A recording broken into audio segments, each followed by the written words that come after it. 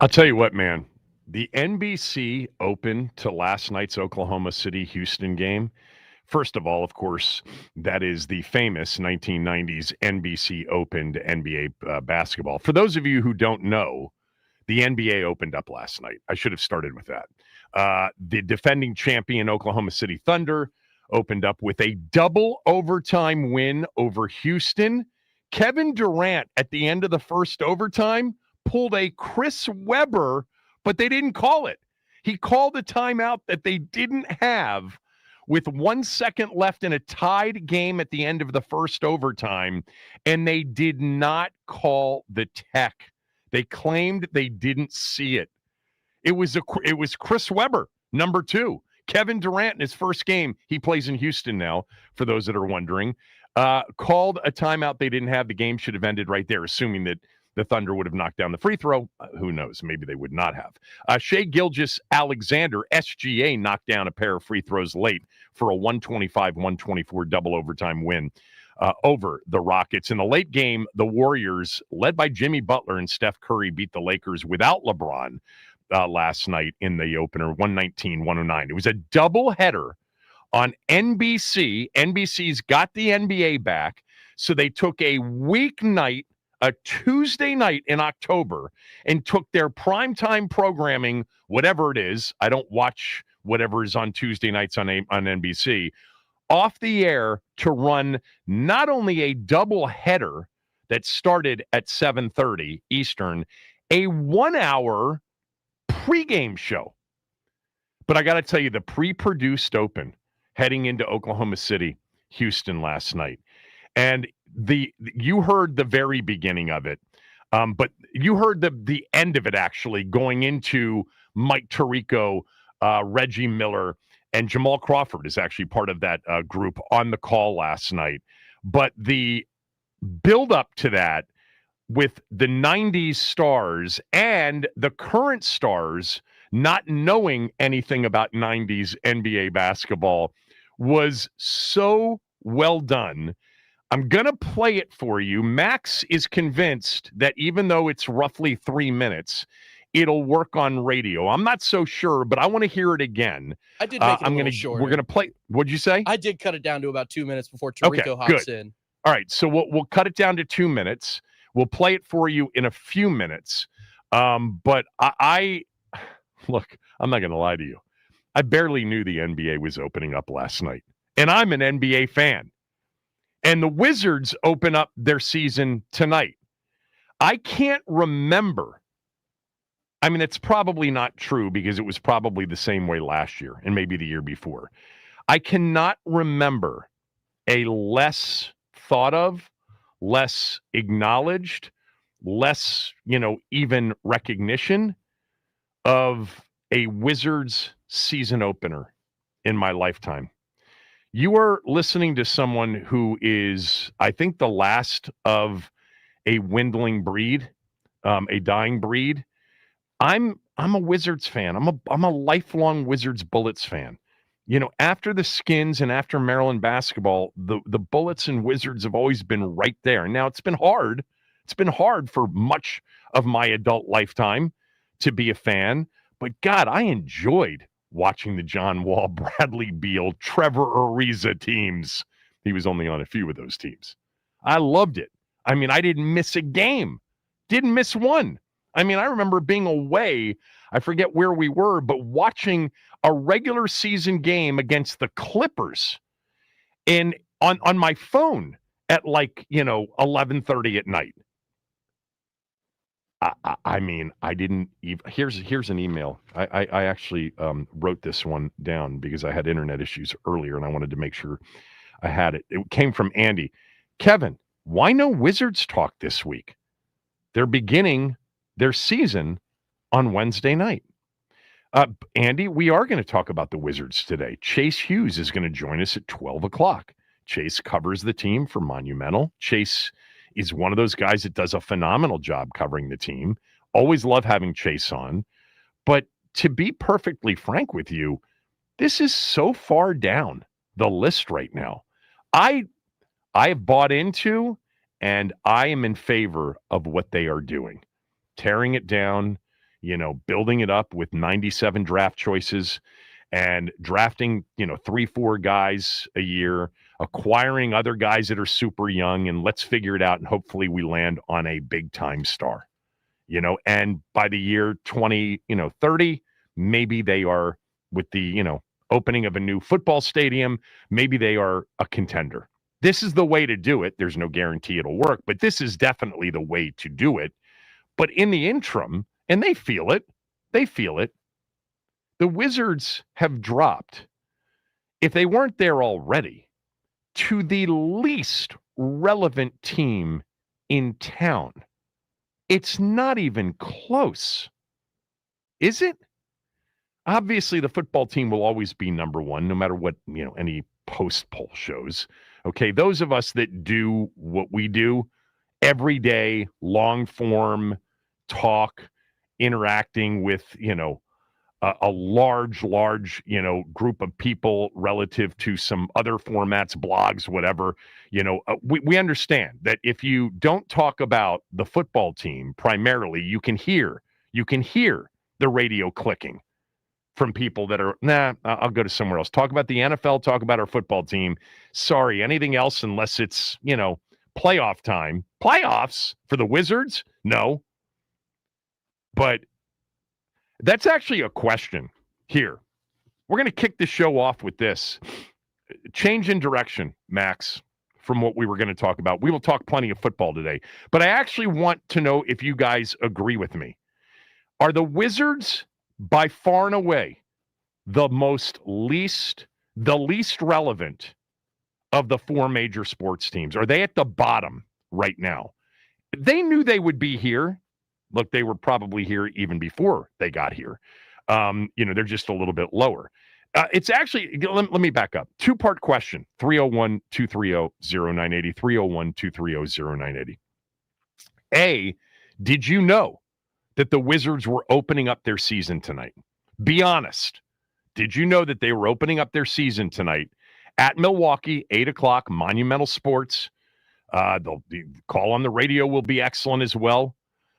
Did you know that they were opening up the season tonight? The call on the radio will be right here on the Team 980, right? What time do we start our coverage?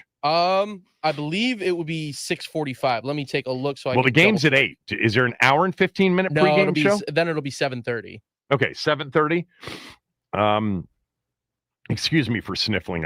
I sneezed about 15 times right before the show started. I don't know what I got in the studio right now. Did you know, two-part question, did you know that they were opening up their season tonight? And where are they on the hierarchy, the four professional sports team ranking of importance for DMV sports fans? I say right now, it's not even debatable. They're at the bottom. I mean, I guess you could debate that the Nationals are right there with them. I think you could. Look, this is coming from a place of I do care.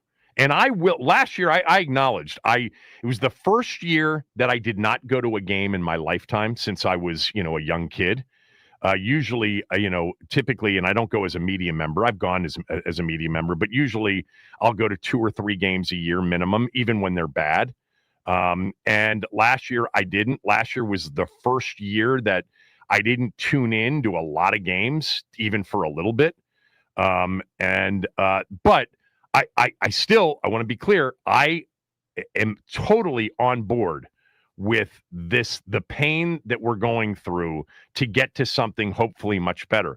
I've always said, long contended, that if the Wizards were ever a legitimate NBA championship contender in May, in June, it would be the clear-cut, easy number 2 in this town. Those of you that know DC and have been here, you know what I am about to say is true. Even though we consume football more than anything else, as in our professional football team, it is a basketball town at its core. More people are involved in and participate in the sport of basketball than any other sport in the city. We have the best youth through high school basketball in the country. I mean, I guess you could debate, but DC's always right there in the conversation. The WCAC, the Catholic League, top to bottom, is the best high school basketball league in America. All right. No one would debate that. Now, there are the basketball factories, the sports factory schools, the IMGs, the Montverdes, etc.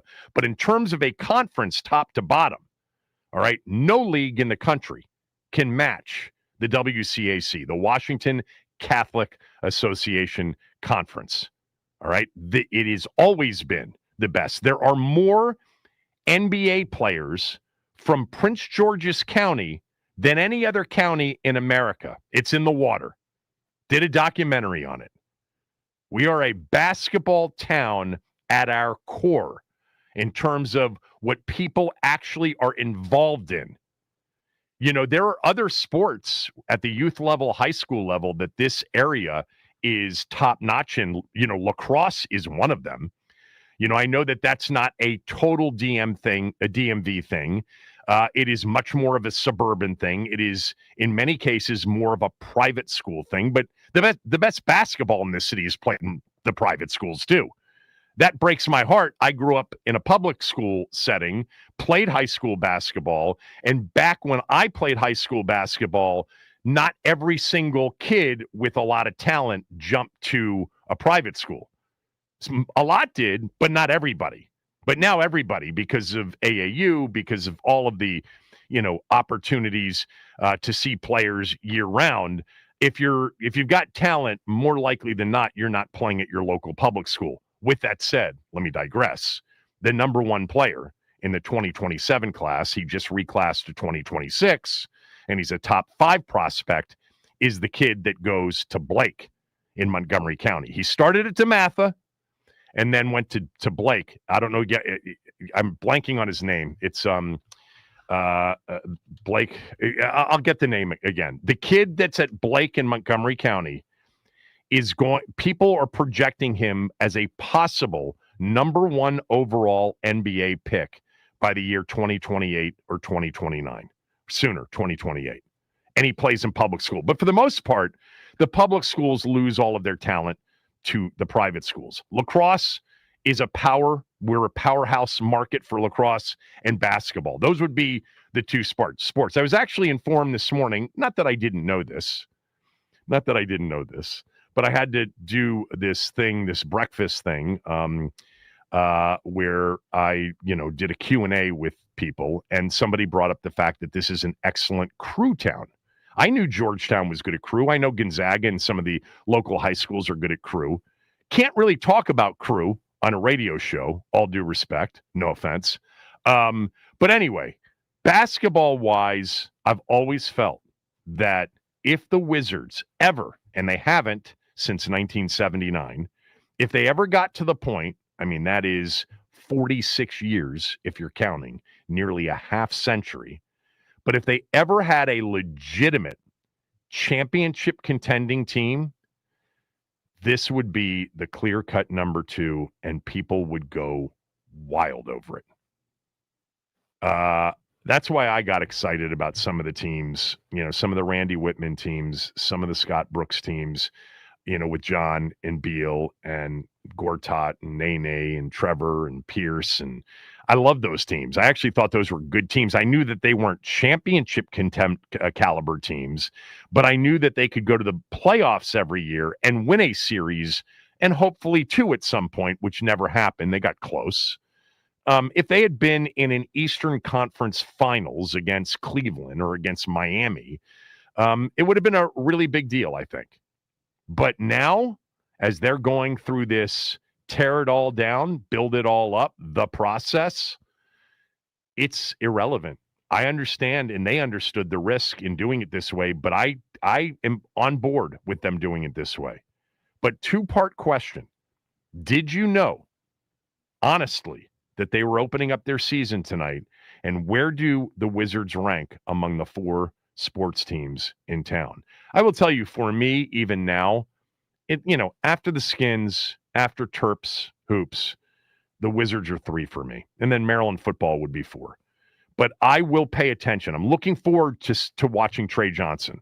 the number 6 overall pick in the first round. I was very much, excited about this selection.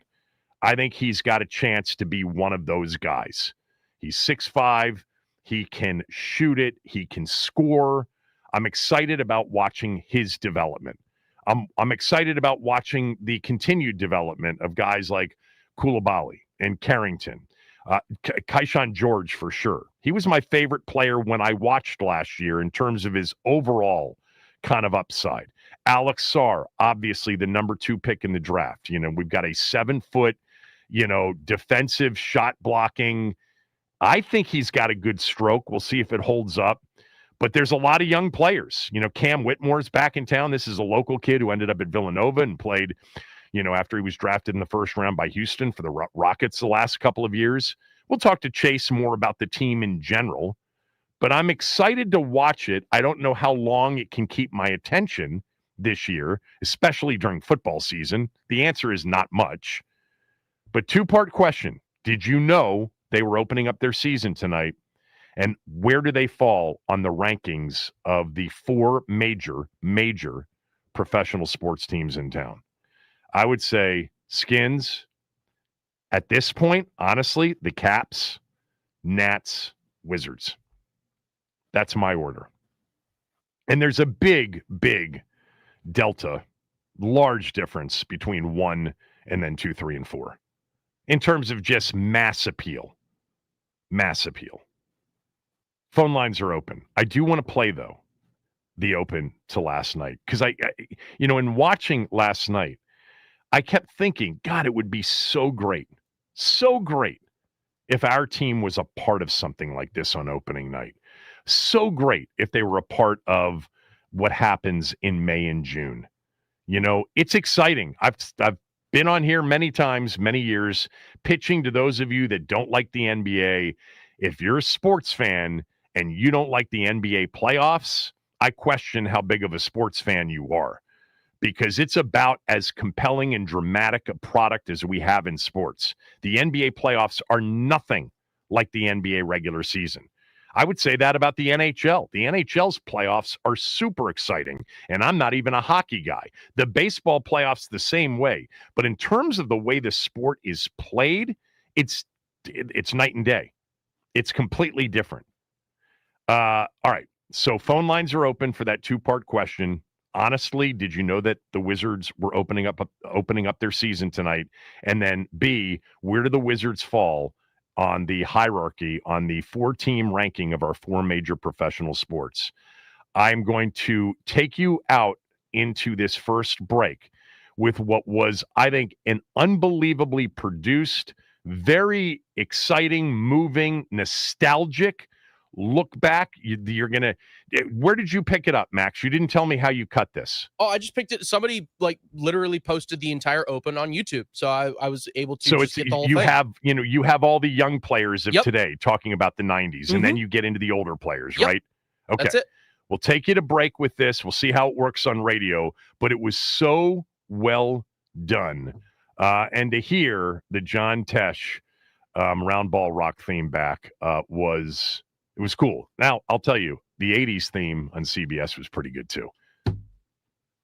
When I say the NBA on NBC, what memories come to mind? I have none, zero. 1990s? Oh, I need a memory from there. I have no idea. I wasn't old enough. I wasn't alive, man. Yeah, you're joking, right? I was like, no. Michael Jordan.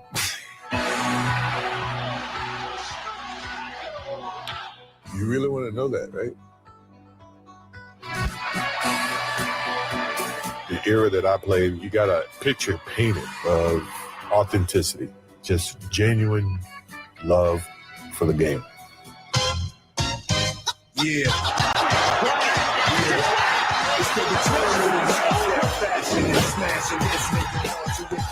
Super nostalgia. It was just super dope and inspiring for me. Fondest memory of the 90s was just all the rivalries, the heyday of the NBA. I want to see MJ play.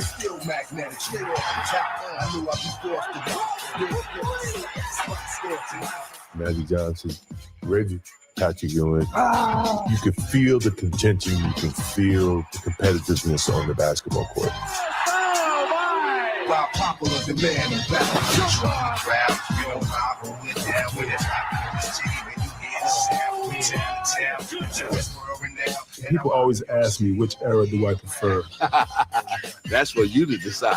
A true magician with a basketball in hand. Jay, Jokic, Giannis, basketball truly is a global sport.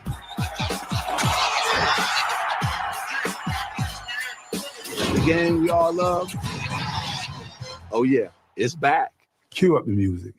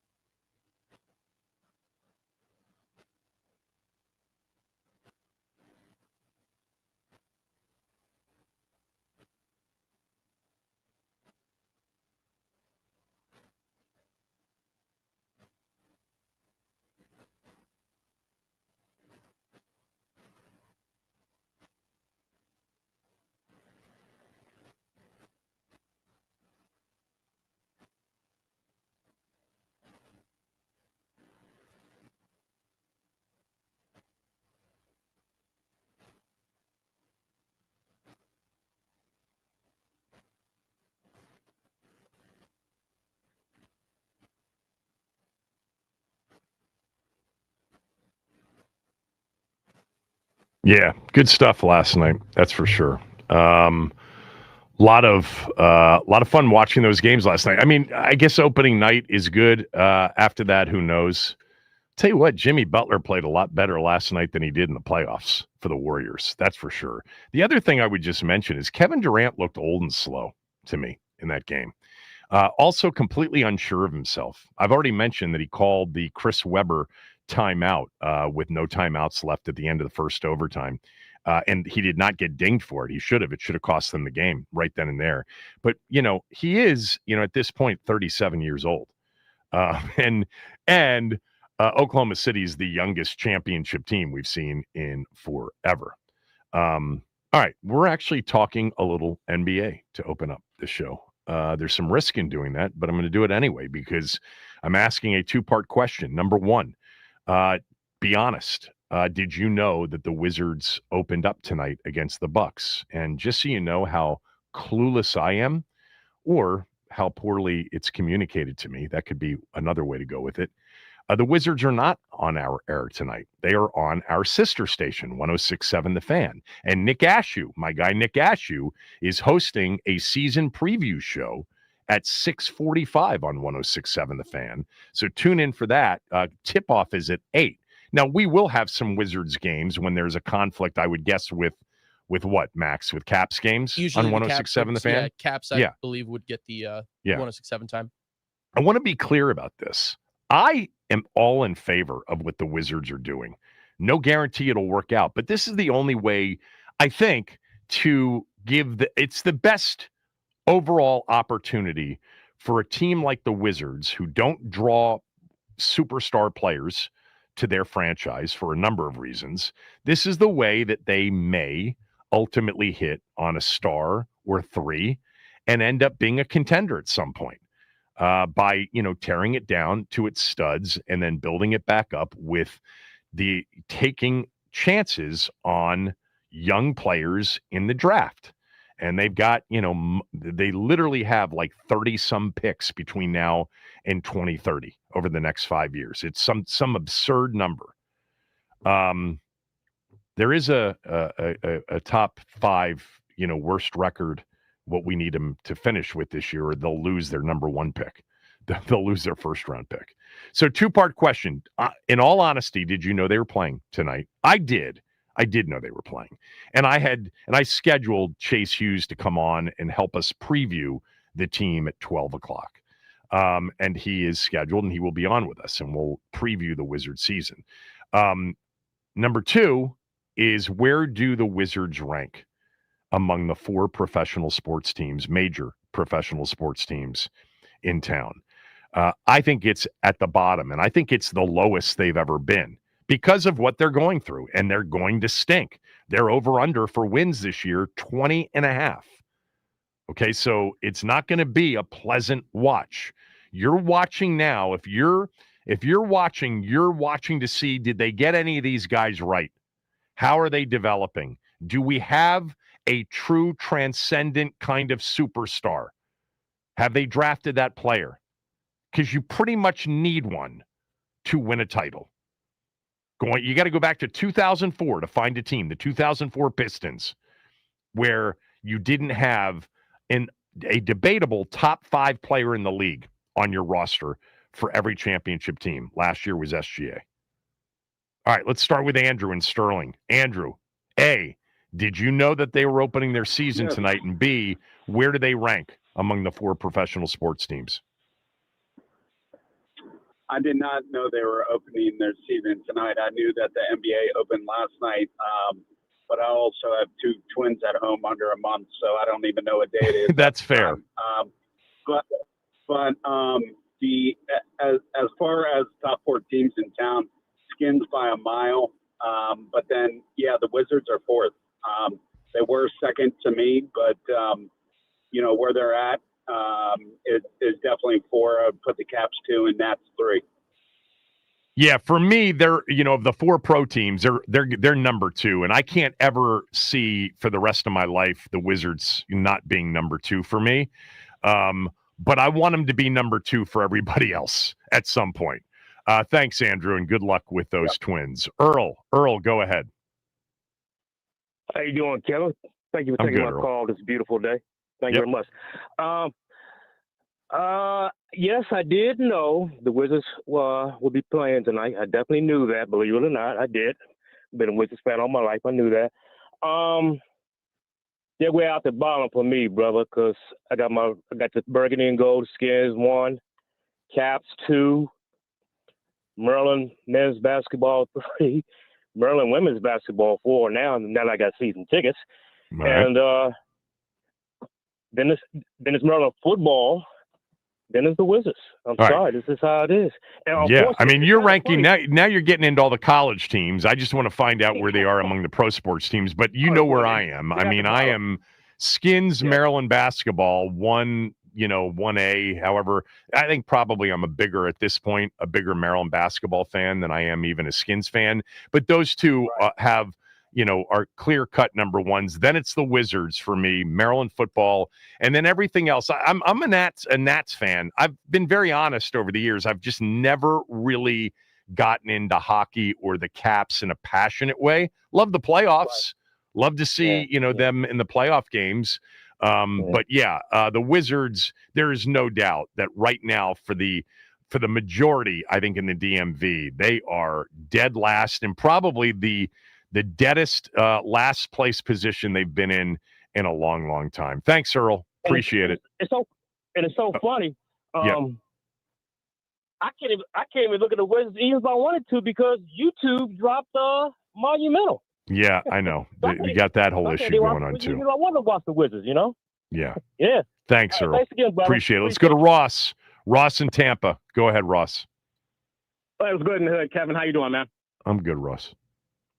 All right, so no, I didn't know that I know the NBA season starts around this timeline, but I'm still not over June. I was hoping that you'd be like the last non-superstar team was just in June, but we blew it. It's game 4. I'm never gonna get over that. So anybody who says that the Wizards aren't they just must not like hockey or baseball. For me, it's 85 Washington Redskins, 10% Nationals, 5% Capitals, and you know who my team is in the NBA. With the Wizards, I do like the build up that they're doing. But I had no clue that their season started tonight. And you had mentioned the conference in the DC area that generated the most. One of the best conferences in basketball. Look into the Metro Interscholastic Conference in Indianapolis, Indiana. You got Greg Oden, Gordon Hayward, Eric Gordon, Oscar Robinson. But I would easy for the Nats and the Capitals are protected because of their recent championships. And Washington, no matter how bad things get, can't get no worse than the past few decades. I don't think it'll shift until the Wizards go back to what they were at least in 2017. But that's just me as an outsider. Yeah, thanks, Ross. Appreciate that. I think what's also true. We've had conversations together about this in the past. We're not a great sports town. We're not the worst. We're not Atlanta. We're not Miami. There are much worse overall sports cities, but we're obviously not, New York, Philly, Boston, Chicago, where many, many teams are super passionately followed. I would describe, the following and the passion for our local sports teams as follows. Football teams, number one by miles. Nothing will ever come close to it in terms of appealing to the most people. And then everything else is bandwagony. Everything else is, if they're good, people will jump on. That applies now to even Maryland's basketball program, which used to have, a massive, passionate following, appealing, by the way, to two cities, DC, certainly the Maryland side and the DC side more than the Virginia side, and then Baltimore as well. But even Maryland basketball has become, since entering the Big Ten, I would kind of point to that as the beginning of it becoming more bandwagony. The Caps have their hardcore, number for sure, and probably have the hardest core passionate of the pro sports teams not named the football team. But the bottom line is, in terms of a mass following, only when they are, doing really well, and only in the spring, or if Ovechkin's going for a record and you have some sort of unique circumstance. And that same thing, very bandwagony. The Wizards are the one, I'll stick by this, that if they ever became a championship contender, and that speaks to bandwagon because you're not going to get people on board until they win. But I think if we had years over the last 46 or eras of them being really good, maybe not winning it all, but maybe being what The Jazz were in the 90s, what some of the really good teams that haven't gotten through have been, but have always been in the mix. I think if we had that during the last 46 years, I think the Wizards would be the clear-cut number 2. But 46 years of, for the most part, dreck has chased away so many, and it's become very bandwagony. Would it not be if they got on a run for 10 years? Maybe. But that's a big maybe now. I think sports are just consumed differently anyway, as we all know. Let's go to Anthony. Anthony, go ahead. So I knew they were opening up today, and I told you this a while ago that the Big E was my man. So you and me both, man. I loved Elvin Hayes. Loved him. Yeah.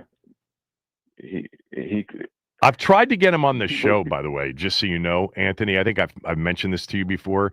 I have reached out to so many different people, including the Rockets organization. Haven't done it in maybe 6. I think I did it last year at one point. I would love to get Elvin Hayes on the show to talk to him. But I don't think he does a lot of media. But anyway, continue. Right. So, I'm coming from a certain demographic. So it used to be Redskins, Bullets 1-2. But right now, they are so far in my rearview mirror. Yeah, it's not even funny, and it's because it's a combination of things. Back in the day, you used to be able to follow a player's path. You knew who they were, their pedigree and everything. Right now, most of these players, you have no idea who they are. Also, the style of play is so boring. Pick and roll or 1-4. Right. That's all you see. You don't see any. Yeah, you don't see any backdoor cuts. You don't see any. The only person you see running off a pick to shoot a jump shot is Steph Curry. So for me. Yeah, I mean, look, you and I could go down the path of what's different about the game now versus when we really loved it for an hour and a half. But I think the one thing that I would say to you, and I'm trying to summon up the energy for this myself, is that the way they're doing it, there is, something to be said for investing some of our time in watching all of these players that they've drafted develop. And, because they could end up having a team that feels very homegrown.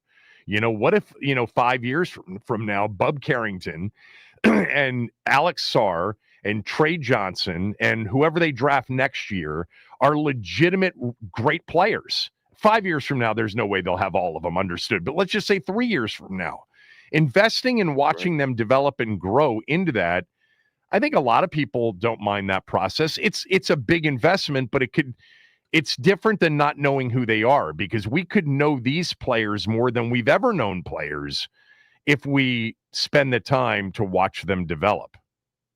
Well, don't get me wrong. I can agree with that sentiment. Both factors play a part in it for me, but I think the biggest detriment right now for me watching NBA, other than the playoffs, is the style of play. It's just it just grinds me so much to just see pick and roll and 50 3-pointers fired every night. I think they should get rid of the 3-pointer, if you ask me. You and Tom Lavero. No, I don't think they should do that. I actually have enjoyed watching the game evolve over the time. And, it's an equalizer, too, at all levels of basketball. It really is. I mean, I've seen it firsthand as someone who's coached for, on and off for 30 years, how, the 3-point line and the spacing of the floor because of that can really even things out in, talent disparity situations. But I appreciate the call, Anthony, as always. I want to get to a few more. Let's go to G. G, go ahead. Oh, yeah, Shan. Hey, Shan, you said 46 years of dreck, and I'm 43. That's why I ain't never been no Bullets Wizards fan, Yeah. Ross made some hell of a good points, because I do second that. Indiana, the state of Indiana, Sure. has probably as much love for basketball as this area, because I've been to Indiana. Every house in Indiana has a basketball court in the driveway. Yeah, true. You know what I'm saying? But we're the Mecca. It don't have to be understood. It's a fact, you know. Yeah. And the Wizards will be a better watch this year because there ain't no pressure. You get to watch some youngers just go out and boogie. I like Bub Currington. I love how he competes. I think Saw got some potential. And I wanted them to pick Ace Bailey just because I wanted to be able to attend the game and watch Ace Bailey be a pro.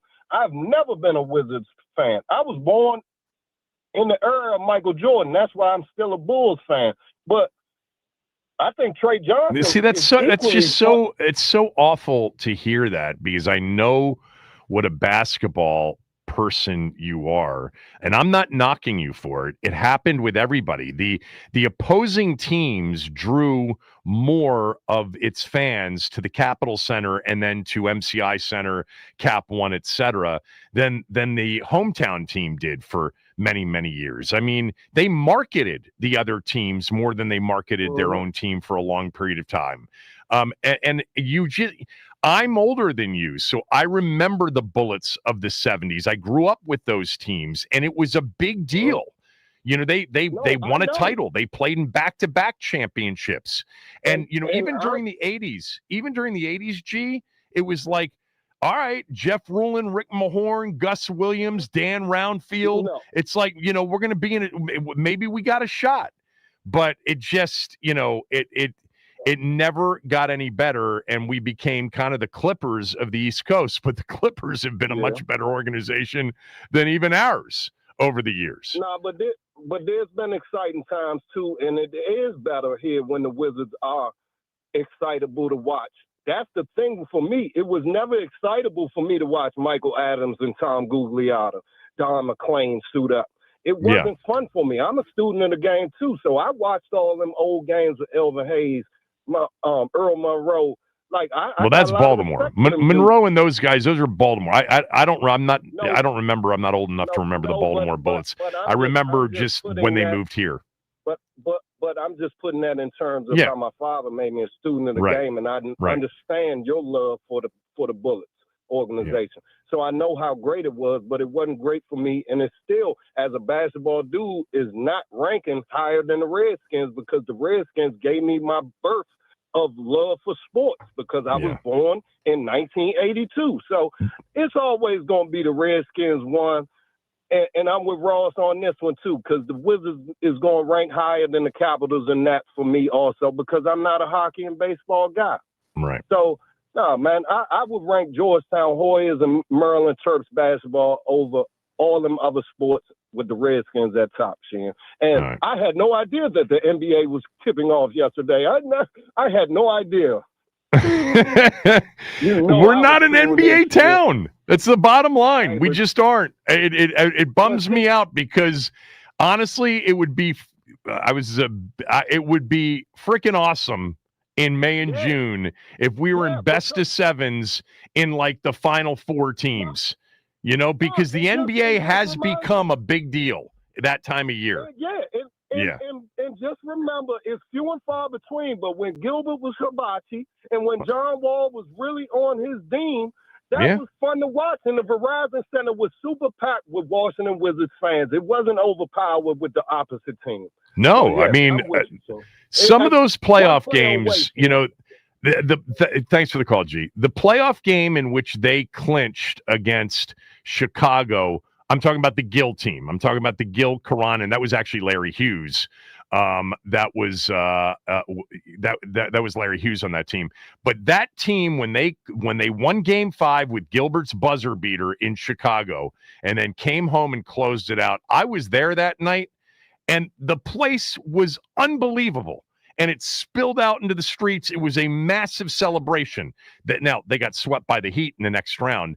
I never thought those teams, though, to be fair, I never thought those teams, the Eddie Jordan teams, I did not think that they had, I mean, Cleveland with LeBron was the dominant team in the East, and I just didn't think they were ever good enough defensively to be a legitimate, you know, win 2 series. I did think that the John, Brad, teams, and I think Randy Whitman is still one of the more underrated coaches that have ever come through town here. Most basketball people know that, and even though a lot of fans didn't love Randy, even John's admitted, I've had John on the show a couple of times in the last 2 years, he's admitted, after the fact, that Randy was a phenomenal X's and O's guy.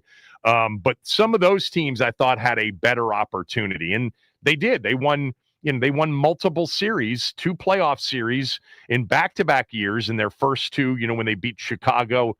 I'm sorry, they got to 2. They beat Chicago, lost to Indiana. Then they, beat Toronto, lost to Atlanta.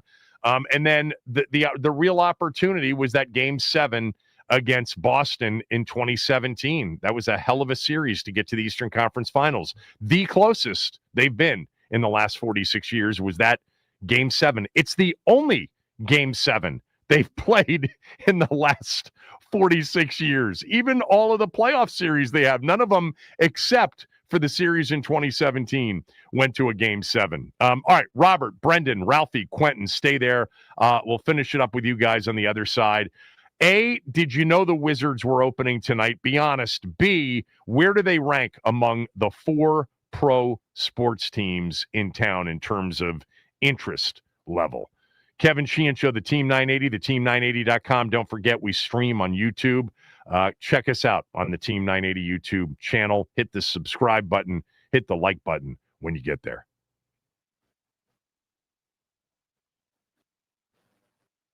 All right, happy Wednesday, everybody. Here's what's happening and what you missed last night. The Caps, they get the win over the Seattle Kraken. Ryan Leonard credited with the game-winning goal. Jacob Chikrin with a power play goal. That's the Caps' 4th in their last 4 games. Not a lot of shots. Logan Thompson's direction, saving 18 of 19. Caps get the win 4-1 over Seattle. NBA season gets underway last night. The Rockets took on the Thunder and went to double overtime. The reigning MVP, Shai Gilgeous-Alexander, put up 35, 5, and 5 and puts away the game, winning free throws. Thunder win 125-124. The Warriors, they get the win over the LeBron James-less Lakers, but Luka Doncic with a solid offensive night for LA with 43, 12, and 9 on 17 of 27 shooting, but just 2 of 10 from three-point land. Jimmy Butler and Steph Curry combined for 54 points and lead Golden State to a 119-109 victory. Tonight, the Wizards, they kick off their season tonight in Milwaukee, taking on the Bucks. Preview show with Nick Ashew starts at 6:30 on 106.7 The Fan. This update is sponsored by the Team 980 YouTube page. Just open the app, type in the Team 980, hit subscribe. Kevin Sheehan is live every day from 10 to 1. You can catch Denton's office throughout all football season. Don't forget to hit the like button whenever you do decide to join us and turn on notifications to stay up to date on all things DC sports. And that is what's trending.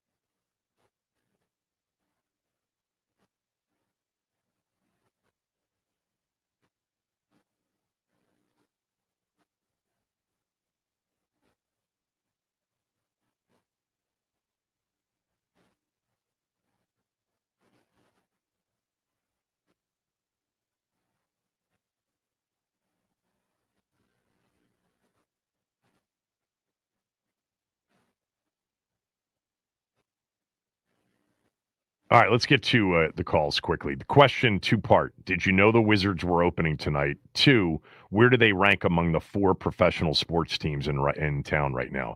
I did know that they were opening tonight. It snuck up on me a little bit, I'm not going to lie to you, as did the whole NBA season. That happens every year during football season. Everything gets covered up by football season. Even in the off season, especially in March and in April. All right, 301-230-0980. Did you know they were playing tonight? Where do they rank? I think they're dead last and about as low as they've been really in their history. I also think that if they're ever legitimately good for a period of time, they'll be the number 2.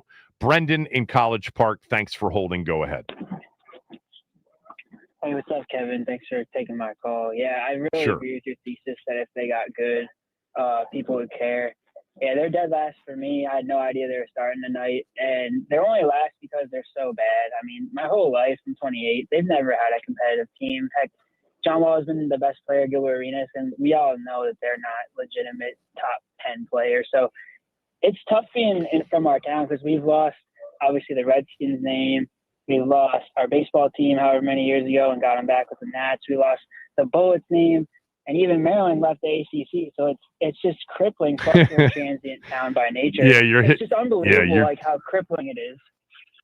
Yeah, a lot of what you said has been, we're enduring. We're making it through. These aren't, we're still breathing. These aren't true life, calamities. But for our diversions in life, we've taken some blows for sure. Let's go to Ralphie in Rockville. Ralphie, thanks for holding. Go ahead. Hey, Kevin. The kid from Blake is Baba Tunde. That's his name. Exactly. He's going to be a really Thank good you. player. Thank you. Yeah. Hopefully he goes to Maryland. For me, I'm biased. I'm a huge basketball fan. So for Wizards is number 1 for me. Commanders is number 2.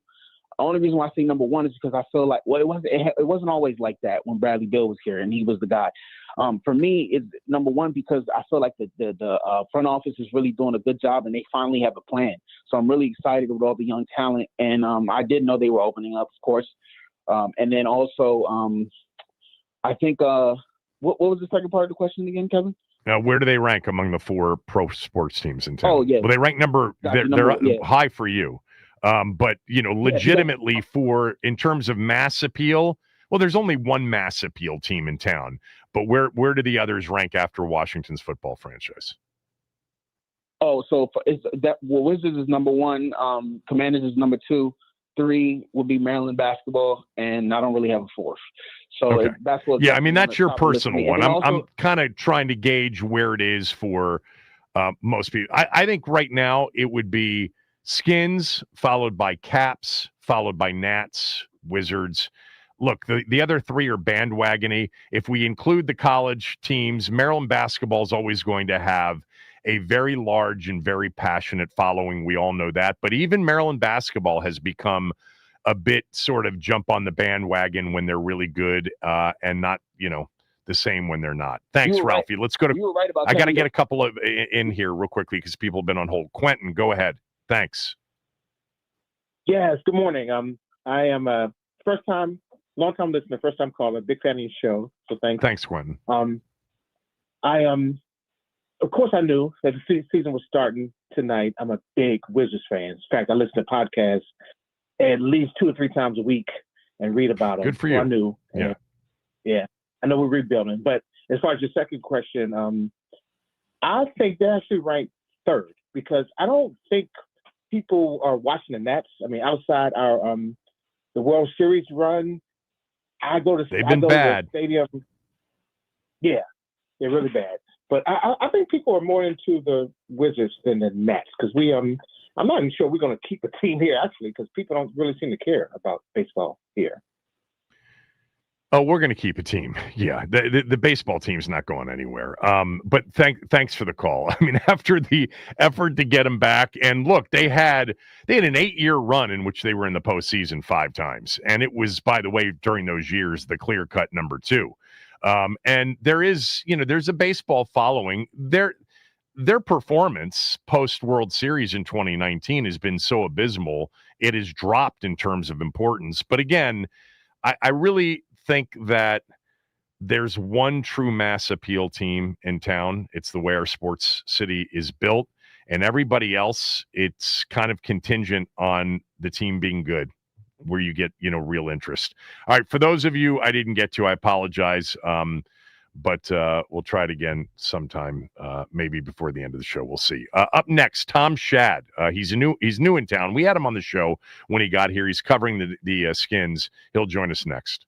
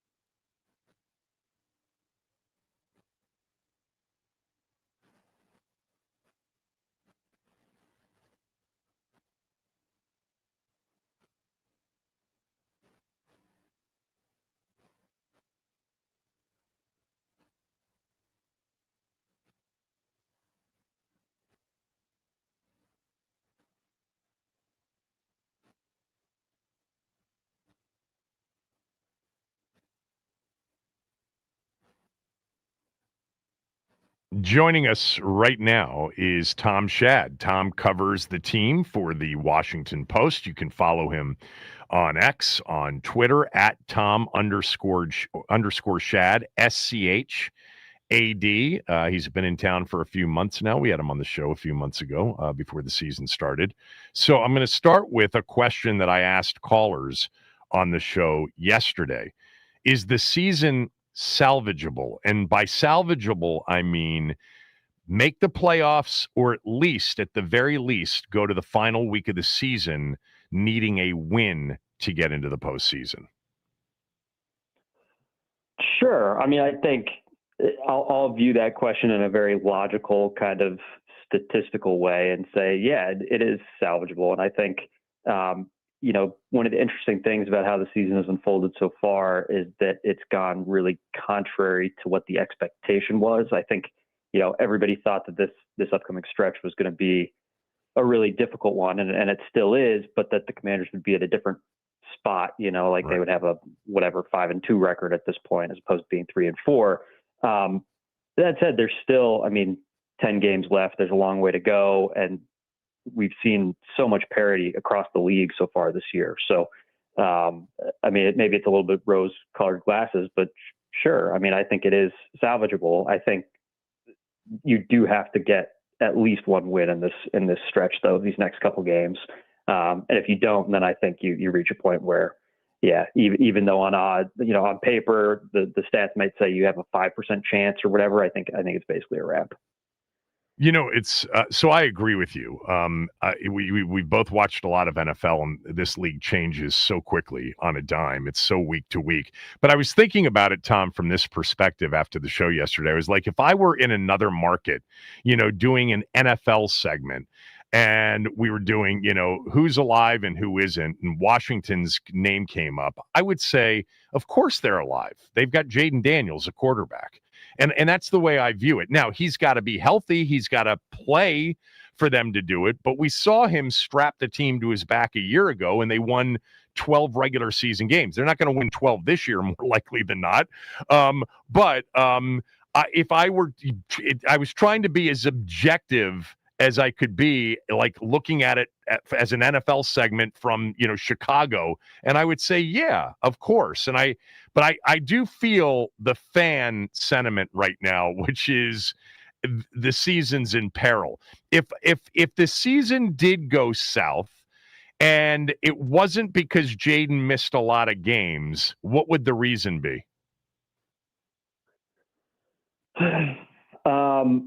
I mean, I think, and this is kind of a boring answer, and maybe a cop-out, but the injuries are just so devastating and piling up, and the fact that they've lost so many, not just starters, but really like linchpin guys through the first 7 weeks, and Dorrance Armstrong is just the latest example. Yeah. I think that's like, if you look back on this season and things don't work out, it'll be easy to kind of chalk it up to injuries. I mean, beyond that, I think you're just looking at a team that, again, if things kind of continue trending in the wrong direction, it's just a little bit of pressing. I think, you start to see like, and again, it all kind of plays back to the expectations coming in and how well they did last year. When things start slipping, I think everybody is just trying to do a little bit more to make that big play and, try to win like 3 games on one play. And you see that kind of across the board on defense. Joe Witt has called it, guys trying to put capes on or whatever. That's where a lot of the issues I think have come up there. And then on the offensive side too, we've seen Jaden or even Marcus Mariota, and coming into the game last week, just try to do a little bit too much to make that big play. And so that's such a smart observation, because I think sometimes, like, I'll give you an example in game, because I think there's an in-game context where pressure builds and a season context. Like in the game, if Jaden doesn't get hurt and they go down, they finish that drive and it's 27-22, the game context changes. And we see that in a lot of games, right? Scores that get sideways, but really it wasn't that kind of a game. And in season, you lose a third straight on Monday night, you still may have the capability of turning it around, but man, does the pressure get ratcheted up, and the context around that next game against Seattle. By the way, Seattle coming off a bye week, Washington on a short week heading into that Sunday night game. It's like all of a sudden you got to win that game, and it just changes the context of it. We're talking to Tom Shad from the Washington Post. So, defensively, they're a mess right now. Dan Quinn pushed off with you guys on Monday, pushed off the conversation about, everything being in play. We're going to look at everything being on the table. What do you think he's going to tell all of you when he meets with you on his next opportunity, media-wise, on Thursday, when you guys ask him, so you looked into it, you dug into it, what are you going to do about the defense? What's he going to say? If I had to guess, his answer will be something about fundamentals and getting back to basics. And truth be told, I don't think that's a terrible answer or approach. I think the knee-jerk reaction from fans is to blow everything up. They want to see like Joe Witt gone, or they want to see some new, exotic kind of blitz package. But like so many of their issues just come down to like guys not doing what they're supposed to do, which again is very boring. And on some plays, it's just like one person or two people who appear to be, out of position or missing a tackle or what have you. So I think, the easiest course of action, like you can't bring in like a bunch of new defensive linemen, right? You're not going to like trade for an entirely new defensive line or new corners or, whatever. So I think the best route is basically just to simplify to a certain extent what you're doing. And maybe you pull back a little bit and you just make sure that, if you're going to call like a pretty vanilla defense, that everybody knows 100% what their responsibilities are and they're in the right place 100% of the time. And if you're able to do that, then at least, you limit some of the explosive plays. Ideally, you're in a better position to make some of these tackles and you get the defense. You kind of like stop the bleeding, I guess, for lack of a better term. Yeah. I mean, I'm wondering if you thought that would be the answer when after the game, he said, unprompted, really, we're going to look at everything. Everything's on the table now. Because I think everybody's ears perked up. He was ticked off, about as ticked off as he can get, as much as I've seen, watching all these press conferences since he got here. You were, I think, in the building, so you saw it too. But I thought, yeah, you know what? Maybe a significant personnel change or two is coming. And certainly, it's not just fan reaction. I've wondered, and I don't think he would do anything with Joe Witt, but maybe something as easy as bringing him down from the booth to be on the sidelines and call plays. We saw that with Zach Robinson for the Washington game with Michael Penix Jr. He came from the booth down to the field. I just wonder if he's contemplating anything related to the coaching staff or anything related to significant personnel changes. And it sounds to me like you think he probably doesn't land there. That would be my guess. And again, it's more of a guess really, but I think you were talking about him kind of post game. I mean, he was peeved. And I think a lot of the, everything being on the table talk, I think part of it, I guess I should say, is a little bit heat of the moment. Sure. He's got to be just absolutely livid being a defensive minded head coach. This is, what they want to like build their entire team philosophy and identity on, and then you just kind of fall apart for a second consecutive week. So I think some of that was maybe heat of the moment. And then you take a step back, kind of a clear-eyed view, and you go, okay, what can we realistically do here? In terms of him, like, or Joe Witt, coming down to the sidelines or something. I mean, I think one tweak you could see is maybe he's just going to get a little bit more, get a little bit more involved in the defensive conversations. And we did ask about that after the game. He said he's always on the headset. He's always involved, that kind of stuff. I mean, I do think, though, again, as a defensive-minded head coach, how the defense plays is to a certain extent a reflection of his ability and him as a head coach. And so I think you could see him get a little bit more involved, maybe in the game planning or maybe on game day in terms of, helping kind of chart what they want to do there. I asked you if the season was salvageable. Is the defense salvageable at this point? I mean, I don't even know what that means, by the way. I'm going to make it up right now. Like, it goes from being truly dreadful at this point to, I don't know, maybe getting a few takeaways here and there and making at least a small contribution to winning in a game. Sure. Yeah. I mean, I think, I don't think this is a top 10 defense. Well, we know that. Yeah. I think, So I think if that's your idea of salvageable, then no. Can it be like a middle of the road defense? Sure. And I think, the turnover piece, to a certain extent, that's got to be bad luck. Like, not a lot of teams go 5 of 7 games without forcing a turnover. And so I think, you're going to have some instances where even if the defense doesn't do anything to create a turnover, there's a random bounce of the ball that goes their way. Right. And so I think that's going to help. And again, it goes back to what I was talking about earlier with like pressing and pressure. Once if Pat Mahomes just like throws the ball aimlessly to Trey Amos, now suddenly the defense is feeling better about itself because it created a turnover, right. even if they didn't do anything specific to do it. So I think you're going to have some of that as the season goes along. And I think you're going to see some stabilization, I would think, in terms of, limiting explosive plays and better tackling. And again, I think they're just really going to harp on, do not allow anybody to run by you, go over the top, whatever. Maybe they'll allow, more stuff underneath. But will it be like a top 10 defense? No, especially with the injuries. I think you can aim for maybe a top, 15 to 20 defense or something, and they could get there as the season goes on. Yeah, I think that's awfully aspirational. I mean, that's very, very aggressive. But, something you just said is so true, right? It's like every time I think about these games in advance, it's like, you know what? The quarterback's going to put one or two up for grabs. You got to catch it. And if you catch it, you're just going to feel so much better about things. And it's like, oh my God, we got a takeaway, even if it wasn't forced. Most aren't, most are mistakes by the offense. And it would be nice if they got a couple of those, because it could absolutely change, because they got to be feeling it right now, confidence-wise. I mean, they are on their heels in every one of these games, and there are very few good plays in a couple of the games here recently. All right, let's flip it to offensively. Do you expect Terry and Debo to play Monday night? And who's going to play quarterback? Okay, a lot of things.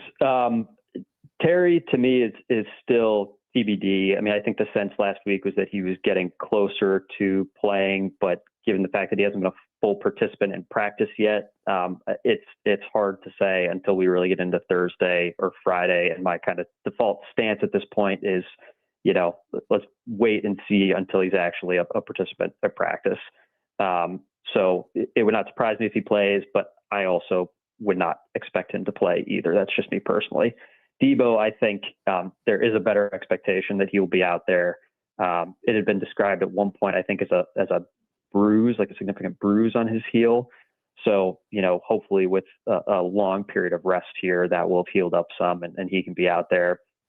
And then with Jaden, again, a little bit of a cop out. I know they said good news with the MRI not showing anything long term, but as we've seen, across the league with other quarterbacks, hamstrings are tricky, man, and you really got to be careful, especially given that it's, the right leg and he's already dealing with something on the left leg. You don't want to be in a situation where he's overcompensating on the one leg right. to offset, an injury on the other leg. So, yeah, I mean, I don't know. He's kind of in the same boat as Terry is with me, where it's, let's wait and see if he's actually a full participant at practice. But that's a really, really tricky one, just because if you run it back out there too soon, you risk it being something that lingers into the rest of the season. And then you want to talk about, seasons being salvageable or what, means moving forward. I mean, you could really be in trouble if this is something that doesn't go away for him. Yeah, agreed. It's not a pain tolerance thing like it was with the rib last year. This is soft tissue and can lead to other things for sure. So on Terry, what's the issue? Is it just a really serious quad injury that's just going to, continue to linger? What's going on there? I have no idea. Yeah, it's. I mean, I think it's been really difficult to suss out with all the different reports in terms of what exactly the injury is, and then I think it's also important to remember that you're dealing with a guy who hasn't had to deal with a lot of injuries, right? And so, with a soft tissue thing, a lot of it is it's the doctors believing that you're okay to go, but then it's also like, how do you personally feel, and what's your level of confidence to push it? And again, talking about pressure, like, I'm sure Terry is would say that he's tuning out all of the discourse around, the contract and what fans are saying and whatever, but you have to believe that is weighing on him a little bit, to be like kind of the spotlight. Well, I just mean to be like the spotlight of attention for the bulk of the off season, certainly all of training camp. And then, you finally get your contract situation sorted out, and now's the time to go ball out. And then you have something pop up. I mean, I think it's a tough spot to be in, right? I think anybody would be hearing kind of those things that are being said and feel some pressure. And so I think mentally it would be a really tricky spot to be in, where, you want to get back out there, but you don't want to go back too soon and risk exacerbating the injury, kind of like what I was talking about with Jaden. So, I don't know how much of it is physical and something that's lingered, mental, a combination, or if it's like specific things that he's having trouble with. I mean, part of the issue here is that he hasn't been available to speak to media for a month. So there's a lot of just kind of us trying to read tea leaves, I guess, and a lack of clarity there that makes it hard to suss out. Yeah, I think, you are hinting at something that I think, is in play here. There's a lot going on with this particular injury. And I was actually thinking, and this is probably a bit too, sinister thinking, for the lack of a better description, that after the wide receiver performance on Sunday in Dallas, that, he's got to feel like, okay, you guys see what it looks like without me. I'm coming back Monday night, against Kansas City. Like when they got thumped the way they got thumped, I thought to myself, I think he's going to be back Monday night. This is the perfect opportunity. Now it's the wrong opponent, and maybe without Jaden, it's really the wrong opponent. But, point proven in his mind. They're not that anybody needed to say it. They're better with him without him. And I think he wants to feel that. Yeah. And I mean, not to get me wrong here, I think he would want to be out as soon as humanly possible. I guess that's kind of the broader point that I was trying to make, is that given everything that happened in training camp, he's probably been itching to come back, but it's this tricky thing, especially with the soft tissue injury of, right. when is too soon versus when is the right time. Yeah. And if he comes back too soon, he's not going to look like himself, and that's going to put more pressure on him because people won't get it, etc. Yeah. Right. So, but yeah, I mean, they certainly need him. To your point, as Sunday showed, they certainly need him out there, and he would be a welcome addition if you got him and Debo back. Even if Jaden doesn't play, I think you have a shot. You have a fighting chance. Well, they certainly need one of them back. They can't be without both of them. That's for sure. We're talking to Tom Shad. So big picture, when you look at it, I think you said they got to get one of the next. Did you say one of the next three? Yeah. I mean, that would be my take. Yeah. I think somehow, some way, by the time they get to December, they just got to be 6-6. So they've got to get to where they're 3-2 over these next 5 games. And I think that's in play. I mean, these are difficult offensive teams, with the exception of Miami, to go against a reeling defense right now. But I think 3-2, getting to December at 6-6 versus 5-7 is important, because I'm sure you spent a lot of time with it. It sounds like you do. I mean, the NFC, you're not getting to a wild card spot without 10 wins. Last year, 10 wasn't enough. 11 was the 7 seed with Green Bay.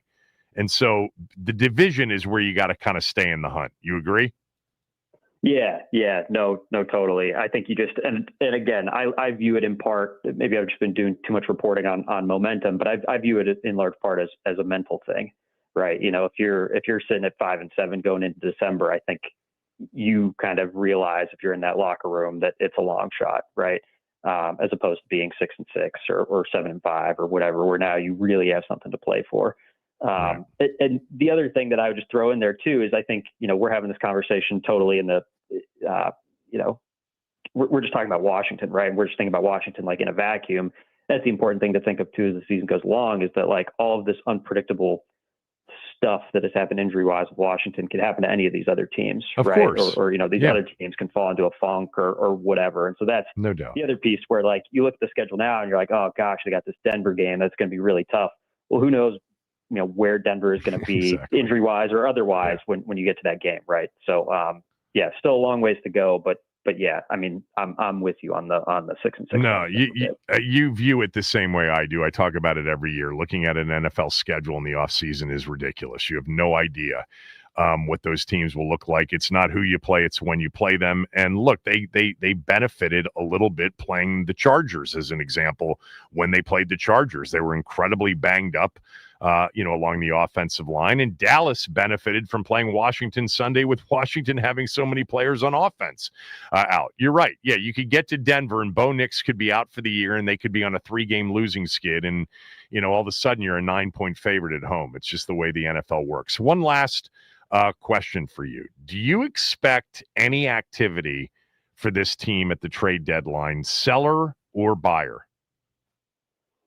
Oh boy, that's a great question. I mean, we're only a week in it. We've only got one game to play before we hit it. Before they hit it, yeah. I guess my short answer would be no, at least not in a significant way. And the reason I say that is because I think you're still kind of on this cusp where the playoffs are a possibility, but certainly not like a sure thing. There's also a possibility that you could be 3-7, but that's not a sure thing. I think it's just hard to make a move in either direction, given that they're kind of on the fence right now, and also given what they've done in terms of already giving up draft picks and kind of Adam Peters having a long-term view of building this thing. I think it's unlikely as of right now. Could that change a week from now? Sure. But as you asked me here on whatever it is, Wednesday morning. They'll have 2 games. They'll have the Kansas City and Seattle games before the deadline. The deadline is Tuesday, November 4th, Election Day. Tuesday, November 4th is the deadline, and they'll have 2 more games in hand. And they could be 3-6, and they could be looking to move somebody like Deron Payne, for picks. Who knows? Thanks, Tom, for doing this. Enjoyed it. Yeah, thanks, Kevin. Tom Shad, everybody, from the Washington Post, now covering the team, an AU grad. So he was here for a while. We talked to him about his background when he first got into town a month or so ago, maybe, at Tom_SCHAD. All right, when we come back, we'll do some NFL buy and sell. What are you buying right now in the NFL? What are you selling right now in the NFL? If you want to weigh in, 301-230-0980, we'll open up phone lines. I'll have a few buys and a few sells. Max will as well. A team, a player, a concept. I've got one that I'll be buying that has nothing to do with a team or a player in this year's season. We'll do that next. Kevin Sheehan Show, the Team 980 and the team980.com.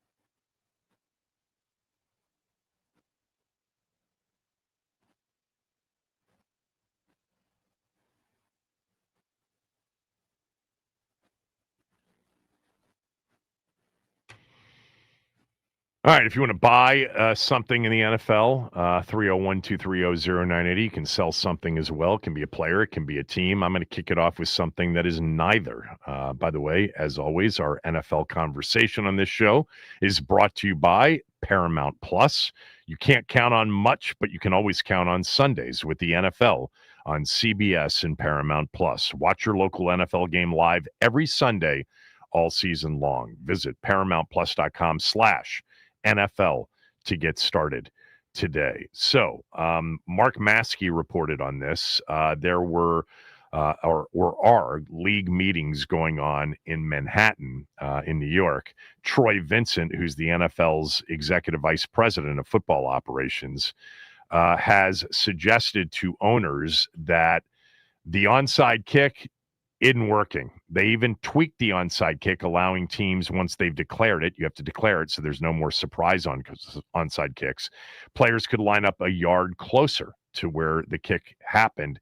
And it's 1 for 21 this year after going 3 for 50 last year. Some of those low numbers are the fact that the element of surprise is no longer there.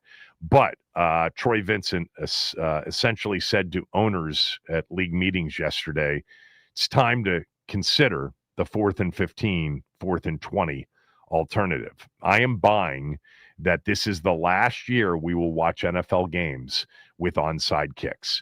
That next year, another major tweak to a special teams rule, just like the kickoff rule from the last 2 years, we will see teams have the option of a 4th and 15 or a 4th and 20, somewhere where they determine the odds are where they'd want the onside kick to be, which is not like 2%, but more like 12% of the time.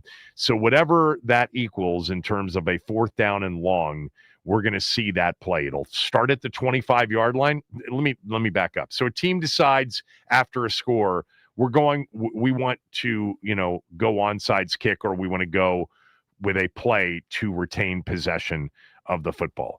And the option will be to go to a 4th and 15, somewhere between 4th and 15 and 4th and 20 from their own 25-yard line. One play. If they convert and it's a first down, they keep the ball wherever the ball ends up. It'll be like a real scrimmage play. That play will not include a clock. According to what the proposal was last year, that play would include a clock. The 2-point conversion, some of those alternatives would not include a clock. My fault. It would include a clock. It would be like a 4th and 15.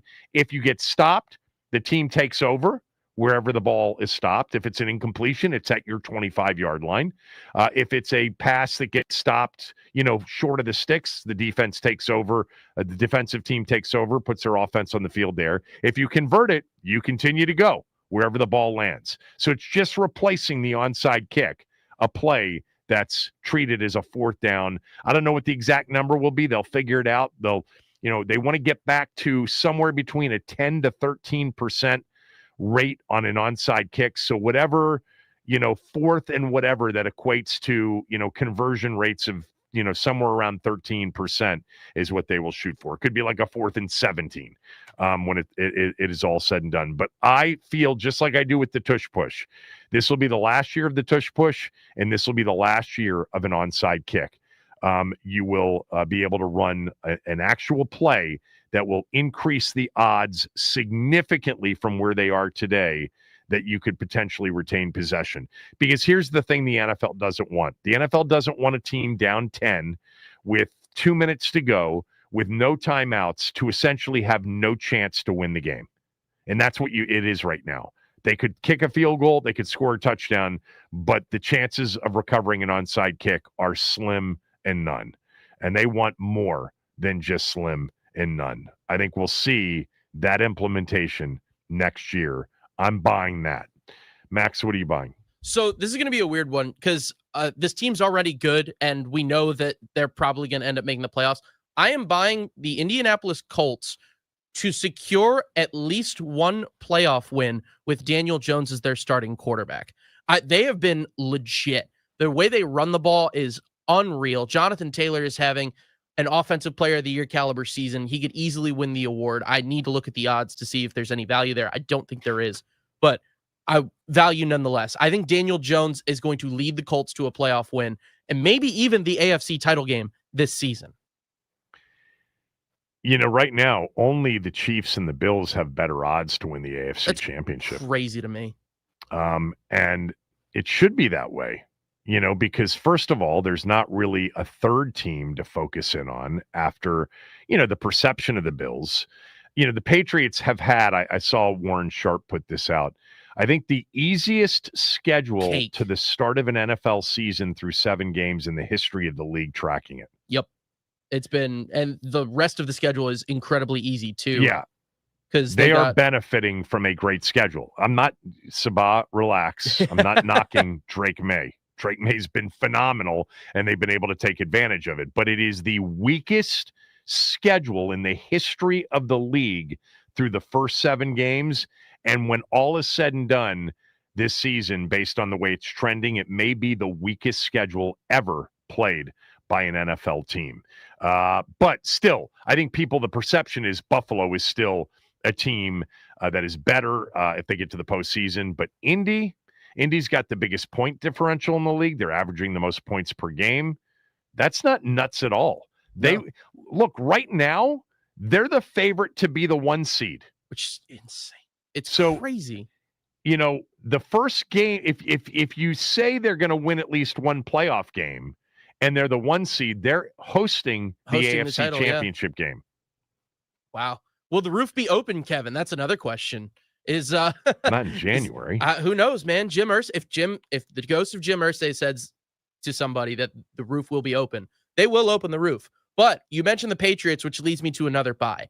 I am buying the Patriots as the AFC East champions. I think they're going to win the division with that cake schedule. I think the Bills are probably going to drop a couple that they shouldn't drop, as they do every year and as they have kind of throughout this season with that Falcons loss. I mean, I know you called it right from the jump that the Falcons were going to get that win off the bye, but yeah, there are just going to be some losses that the Bills take that I think the public at large won't see coming, and the Patriots are just going to roll their easy schedule. Give me the Patriots winning the AFC East. All right. Just relax on this one, everybody. It's another buy before I get to a sell. I'm buying that Kirk Cousins is going to end up starting games for the Atlanta Falcons this year, and that it will go well. So Michael Penix Jr. got injured at the end of the Sunday night game against the 49ers. It's a bone bruise, and we'll find out today if he practiced. There is a chance Kirk could start against the Dolphins on Sunday. Michael Penix Jr. was one of my favorite quarterbacks in the draft. Those of you that have listened know that. I think he's going to be a really good NFL quarterback. He just looks the part to me. But he has struggled. He's riding the roller coaster of a young quarterback still trying to figure it out. He had an absolute horrendous game against Carolina. His best game of the year by far was against Washington. We saw it firsthand. He was lights out. Now, we also know that our defense is really bad. He was not good the other night, even before getting banged up. And the Falcons have a very talented football team. They are very talented at the skill position players. They've got a good offensive line. They've got a good defense. I don't think they're going to bail on him for performance, but I'm predicting that at some point, he, who has a very significant injury history, 2 ACLs in college, will end up getting injured enough for them to put old number 18, that's his number in Atlanta, back into the lineup. And with the weapons they have and the defense that they have, they did not have a good defense. Atlanta will be a player in the playoff race down the stretch with Kirk at the helm. He was injured last year when he got benched. I think most of you know that he started off, amazingly well. He threw for 530 against the Chiefs on a Sunday night, was on a roll, and then he injured his shoulder towards the middle of the season, and that's really what ended up costing him his starting opportunity late in the year. I've been told by people who know that he's very healthy and he's looked incredibly sharp. I've also been told that he is an incredible mentor for Michael Penix Jr. That's not a surprise to anybody that knows him.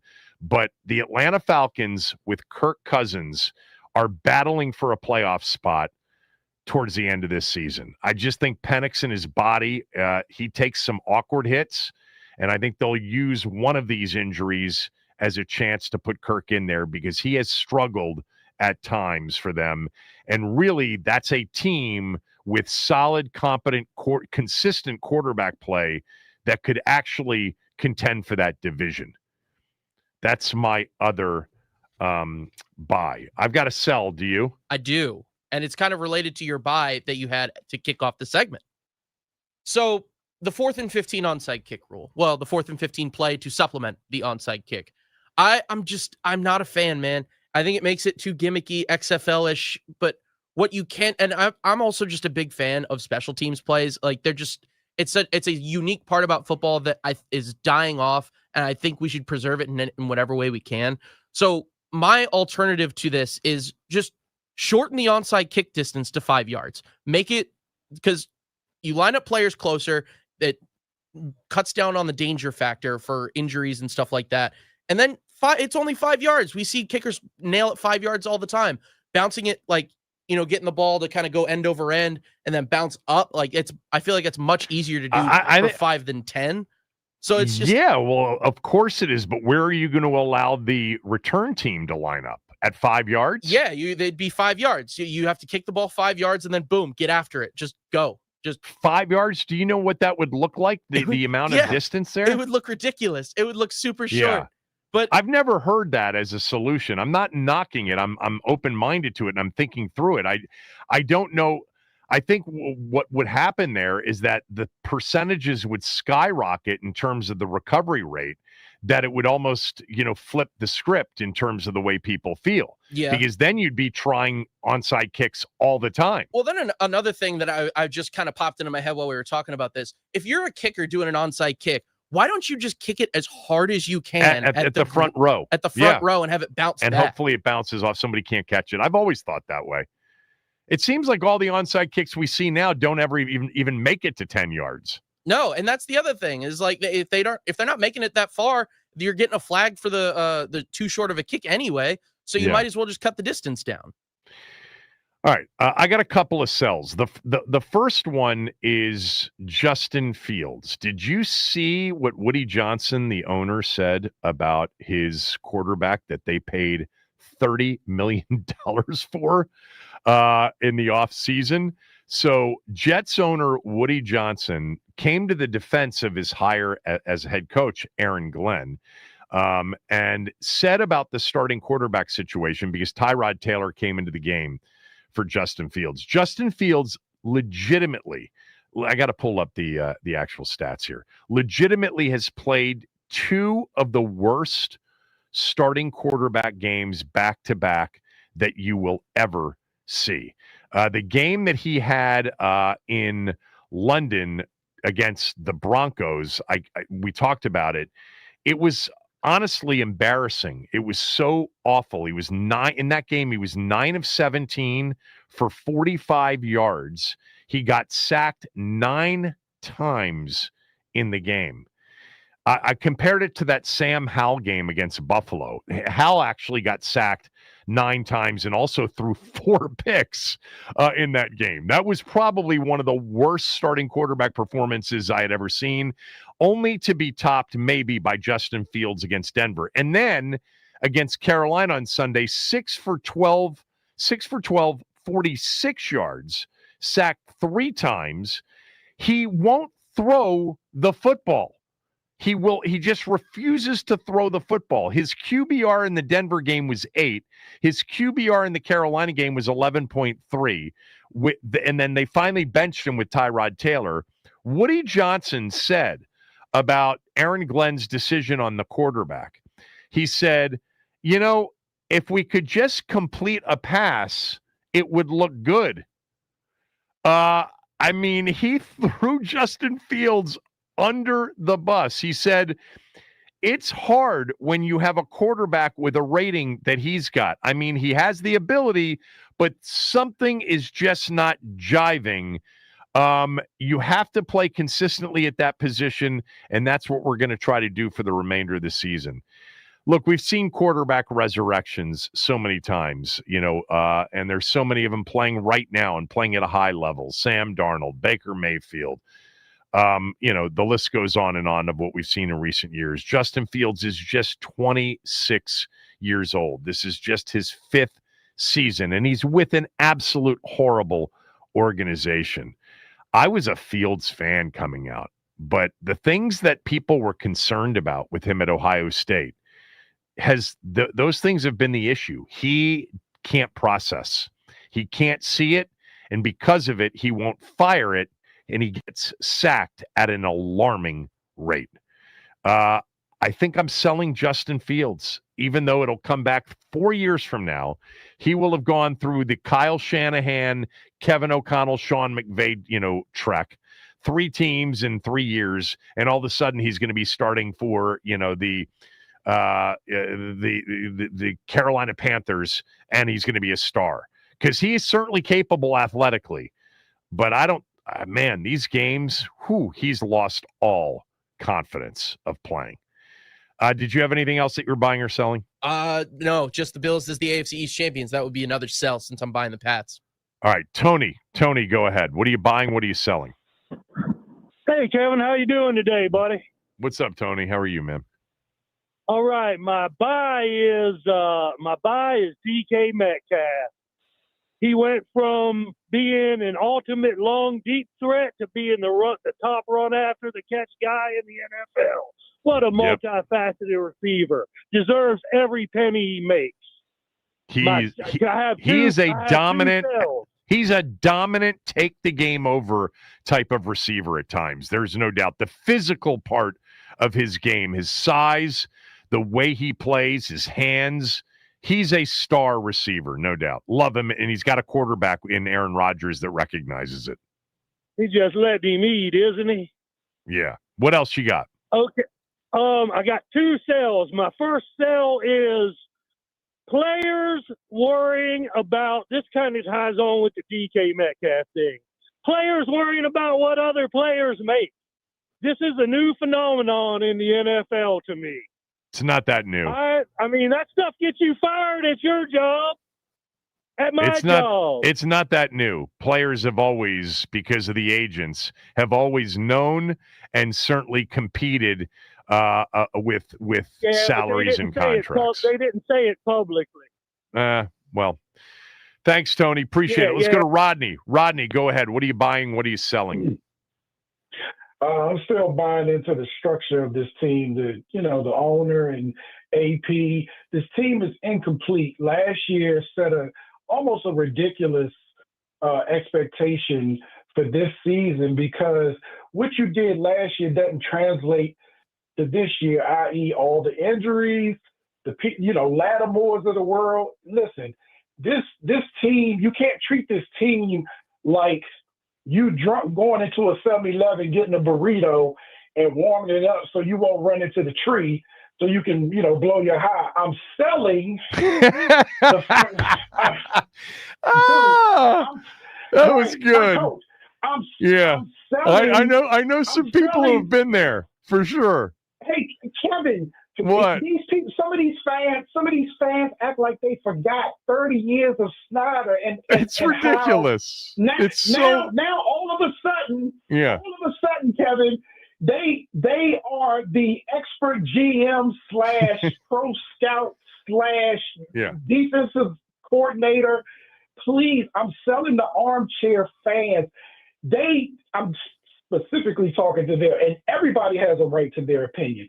But can we make some gumbo soup and stop putting stuff in the microwave and not forget that the NFL is going to give you a harder schedule the next year if you go to the NFC Conference Championship game? That's all I got. Thank you, guys. Yeah, I'm looking for an email that I read on the podcast with Tommy yesterday. It was just a ripping to shreds Adam Peters, and I'm like, you've got to be kidding me, people.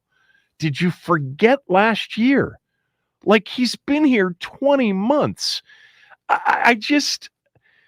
Ian sent me something on a DM too. It's just he just so wants to be right about Adam Peters being a horrible GM. Peters sucks. He has so many misses. Coleman, Sinnott, Lattimore, every kicker, Von Miller, many cornerbacks, Noah B, Debo, all misses, old, injury-prone roster. Misses? Do you know what he acquired? Do you know what he had to put together? You're gonna give him a year? You know the situation he walked into, Kev?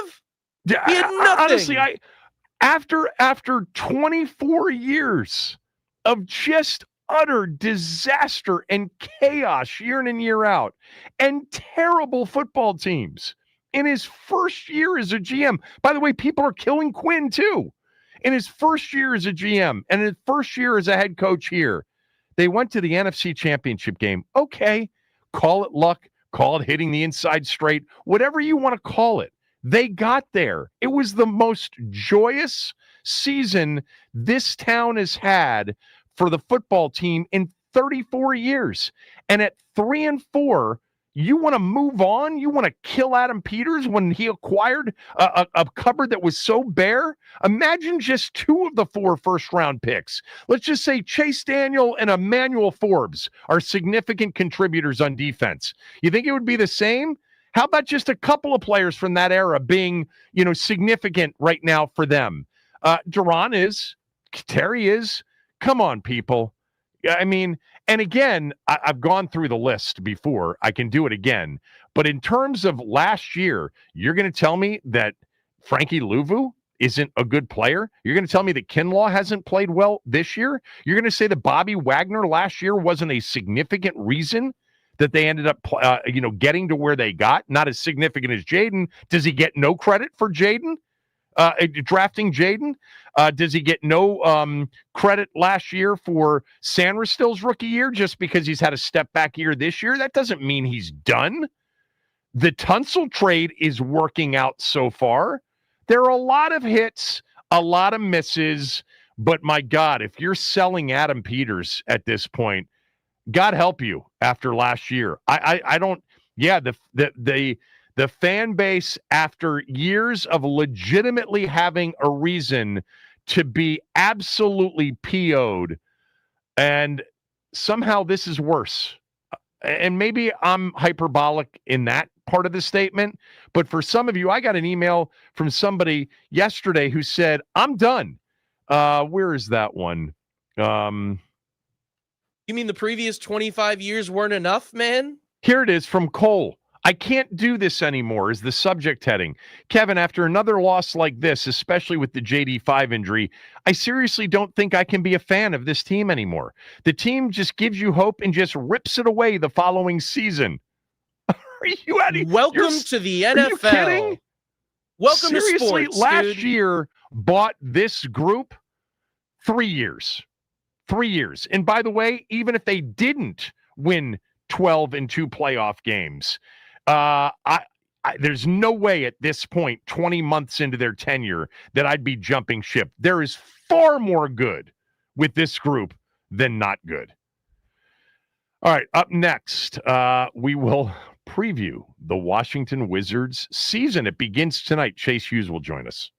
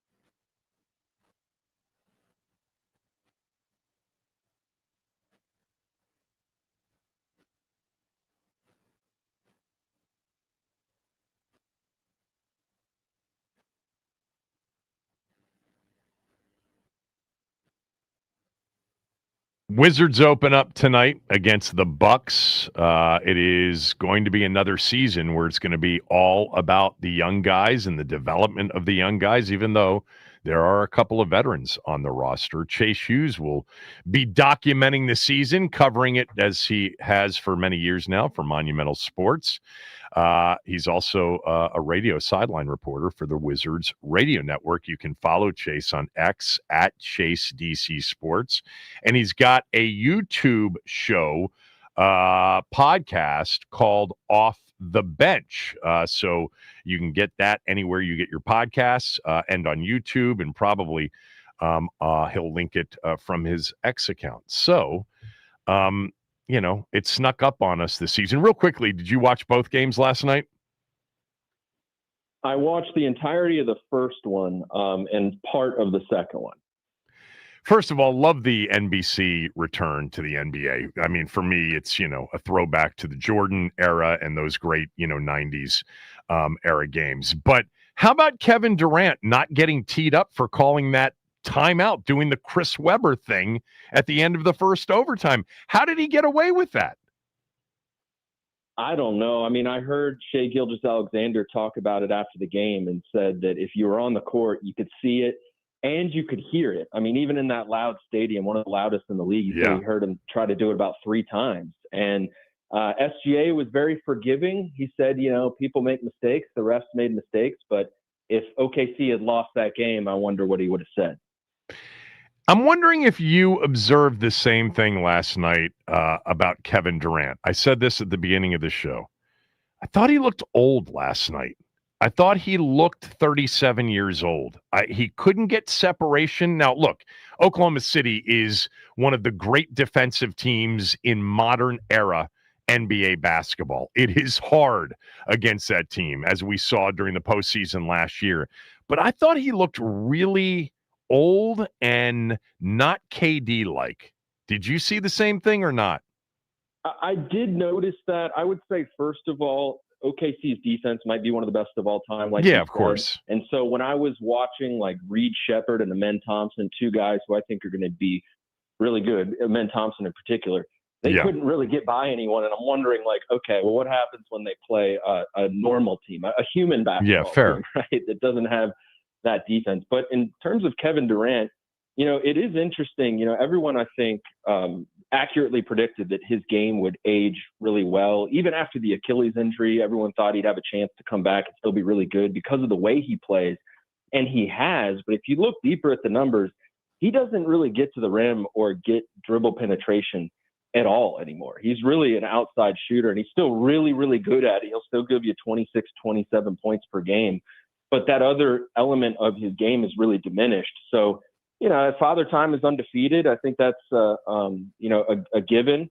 But it will be interesting to see how he fits in. And, can the Rockets continue to be the powerhouse that they were last year, incorporating him, because other teams have tried, and obviously it hasn't been as easy as you might think it would be. Yeah, I do think Amen Thompson is going to be a star, and I think everybody believes that. It was an interesting, first game and first matchup, and what you said is true. I mean, I just think back to May and June and what Oklahoma City did defensively. It was some of the most unbelievably, it was so overwhelming, their defense at times. I would come in here, after a game, and they couldn't make. It's like the other team couldn't make a first down. They couldn't make forward progress in some of those drives. So, tough matchup for the opener for Kevin Durant. All right, let's talk about the Wizards. It's, going to be another one of those seasons. Before we talk about the roster and what you're expecting, just overall, I mean, you think this is what, year 3 of year what before we can expect a competitive team? I think 5 years total. I mean, I think the timeline that Michael Winger and Will Dawkins have alluded to is, certainly they don't expect to compete for the postseason this year, but based on what they've said and the average NBA rebuild, maybe next year, certainly the year after that. So I think probably 4 to 5 years. I kind of look at rebuilds in terms of how many drafts have you done They've done 3 drafts. I think the average NBA rebuild's probably 4 to 5 drafts, right? You're not going to be picking top 5, top 10 forever. So they've collected a lot of picks. And I think what will be exciting to watch this year is that, they needed time to collect those draft picks. And now they have them. So there's a bounty of young players, a lot of whom were hand selected by the team in the first round.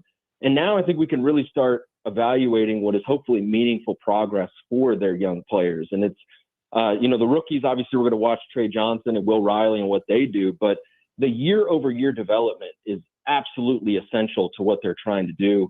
Will Dawkins and Mike Winger have talked about it many times, but player development is like probably the most important ingredient to what has been successful in Oklahoma City. And they believe that, if you draft a guy in the first round, they really begin at a very similar starting point to every other first round pick. It's what happens after that. And they've also said that it takes, close to 10 years to see a guy reach his peak. Obviously, they don't expect for it to take 10 years to be a competitive team. But like a Bilal Coulibaly, Alex Sarr, Bob Carrington, Keyshawn George, these guys who have been in the system for a year plus, like they're looking for those guys to take steps forward. What do you think about that? I think that's a really interesting point. I don't think people think about it that way, but it's true that, a lot of these players, unless they're true transcendent talents, but, everybody else, it's a matter of, did they get drafted by the team where they're the right fit and they're being developed by the right people? So do the Wizards have a good developmental team?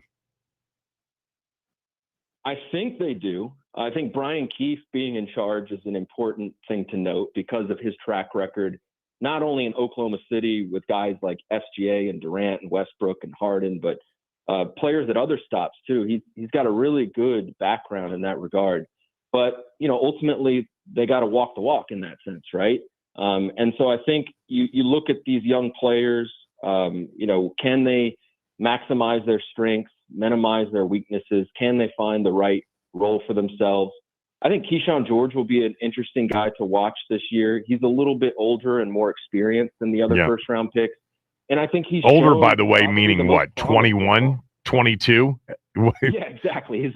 When I say older, it's all relative. Right. But he has arguably shown the most promise, I think, as a two-way player. Me too. And that might be surprising to some people because he was the 24th pick. Yeah. But he really came on in the second half last year. The shooting never really caught up, but that was considered his biggest strength as a draft prospect.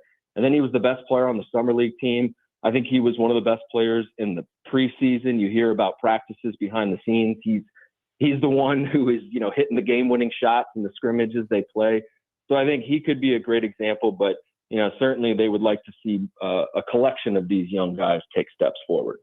All right. So, by the way, and I didn't consume it like I typically do last year, but I kept saying, he's the guy that has the best sort of two-way ability.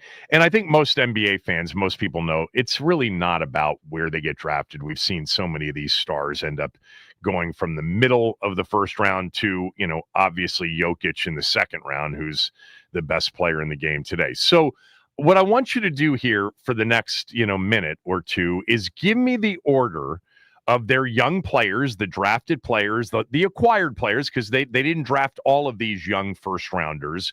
But out of all of these young players that we're going to be watching, hopefully develop, in terms of your personal view of how it will shake out 3 to 4 years from now, biggest contributor to the least amount of contribution. How do you see these young players shaking out? And I'll start by asking you this before you get to your order. Is there a true potential top 5 superstar on their roster right now, future? That's a great question. I'll kind of frame this as like a top prospects list. I used to cover baseball. Yeah. I might put Keyshawn George atop that list, to be honest, because you and I have both seen it, as you mentioned, and I also hear it from scouts and like people with other teams. Like there are a lot of people around the league who think he's going to be a good player, and he's just got great feel. He's got a competitive edge that I really respect, and I think will carry him a long way. So I'll start with him. I think I'll go Bilal Coulibaly second, and I'm not surprised that people because we're having a bit of an issue with your phone, and I don't want to miss this. So let's just try to get a clear. Are you there? Can you hear me now? It's breaking up a little bit. So I'll let Max kind of figure it out with you because I don't want to miss any of these names. Koulibaly second. That's actually a surprise that he went with Koulibaly second. I love Koulibaly as a defender. I love him as a defender. I am getting a little bit concerned, and I shouldn't because, this is just, year 3 upcoming. But I wish he were a more consistent three-point shooting threat. He can guard you, though. He can absolutely guard you. Have we reestablished a better connection with Chase? Can you hear me better now? Yeah, I got you now. Go ahead. So Koulibaly second. Why? I'll go with him second. I know he's taken some heat for his offensive development last year, but if you look at the defensive metrics, he's like pretty close to being like an upper echelon wing defender. And so just seeing that, I think gives me confidence that at a minimum, he could be a really good defensive player. After that, I'll go Alex Sarr. I think obviously he's going to have to improve his shooting, but his potential on defense is very obvious. I mean, he could be a prototypical 4/5 switch defender. Bub Carrington, I would probably put next. I was really impressed with what he did down the stretch of last season.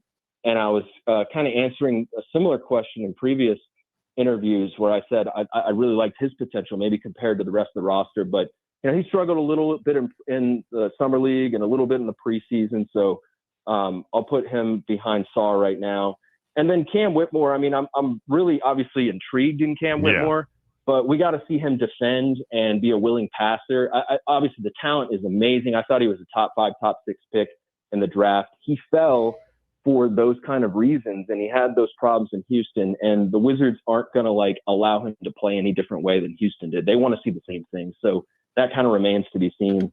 And then I guess Will Riley would be the next one, unless I'm missing someone. Will Riley is just, younger and less developed than the other guys, but he was one of the most impressive players in the preseason. And I've heard some really good things about him from the veterans. He's tough, man. I loved him at Illinois last year. Yeah, he's got a great motor and a great feel for the game. And CJ McCollum, just a couple details here. I asked him for a scouting report. He said he's like a very advanced cutter for his age. It reminds him of a European player, and that he's got a very advanced use of his pivot foot, which I thought was a really cool detail. And he told me that, and I started to see it in the preseason. So if you're a Wizards fan, look out for that when Will Riley's on the court. What do you think we're going to get from Trey Johnson? And do you have, if we went to next year at this time and I asked you the same question, is there a chance he's at the top of the list? Yeah, I'll put Trey Johnson actually number 2. I don't know how I forgot him. There's just too many young guys. But yeah, no, that's fine.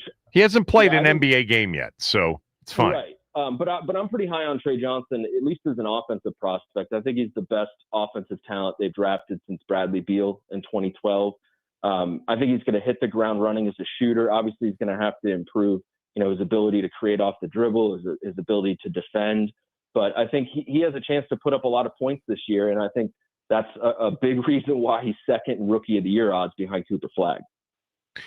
I want to mention something to you. It's not about this roster. It is in some way, shape, or form because they traded this player and they ended up getting, some picks, and I think Bub Carrington was one of them. I was not a fan of them trading Denny Avdia. Do you think they're going to regret trading him? I still don't think you could say it definitively, but certainly it's possible. I mean, Bub Carrington's development is really important for that, but they also got a first-round pick down the road. So, that trade you're not going to be able to evaluate in totality for quite a while. But certainly Denny took a big step forward last year. Huge step. He had taken a big step the year before in his last year here. He had, and one more big step, and we might be talking about a borderline all-star, and you and I have talked about whether he has all-star potential before, but I always thought he did. I may be wrong, but he averaged. I was looking at something before having you on the show today. In the last month of the regular season in Portland, he averaged 23.4 points, 9.8 rebounds, and 5.2 assists over the final 13 games. For the season, he had a step-up season, averaged 16 8 and 4. Plus, he can get after it defensively. I just think his versatility, his size, I do think there's still a chance because he's just 23 or 24 years old that he could be an all-star future. Yeah, and those numbers were tanked by the beginning of the season where he had to adjust to the trade. And he's kind of an emotional guy. I think it really kind of shook him up. And he had to adjust to a lot of new things, new city, all that. But, when they made the trade, it was, okay, what is Bub Carrington going to look like when he's the age that Denny is now? They're really taking the long view with this. So it's still very early in his development, and there's a lot of reason to believe that Bub Carrington could become a really good player. So I think we're just going to have to keep checking back on that one. Talking to Chase Hughes, of course, he covers the team for Monumental. So give me a sense of what we're going to see.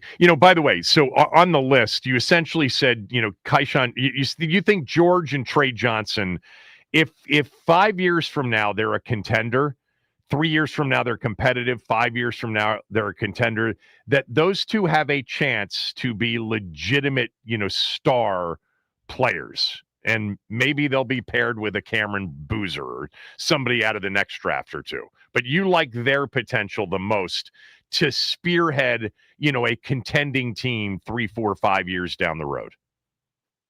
I do. I mean, obviously Trey Johnson's one of the highest picks that they've made, and that was in what is considered to be a good draft. Unlike the draft that Sarr went second. And with Keyshawn, I've seen it already. Like I've seen it and I've heard it from scouts. So like I'm a big believer in, yes, like it's always fun to talk about potential and what a guy could be in theory, but when you see them out on the court actually produce, that says something to me. And I've seen that from Keyshawn George. So I really think he's got a high ceiling and can be one of those guys. All right, starting tonight, real games. So how will they trot out? Starting lineup and then kind of the top, 8 or 9? Well, the starting lineup I think is going to be the same that they had in the first and third preseason games, which was I didn't watch either one of those two. So tell me who that is. I think they coincided with NFL games. Bub Carrington, C.J. McCollum, Keyshawn George, Chris Middleton, and Alex Sarr. That was the starting 5. Trey Johnson will be one of the first players off the bench. Bilal Coulibaly is starting the season hurt. Corey Kispert, Justin Champagnie, Marvin Bagley, I think they'll be in there. I'm trying to think who I'd be missing. I mean, A.J. Johnson's been banged up. I think he'll get some minutes. And Cam Whitmore is the big question mark. We saw him play some in the preseason. I'm sure he'll get his opportunity.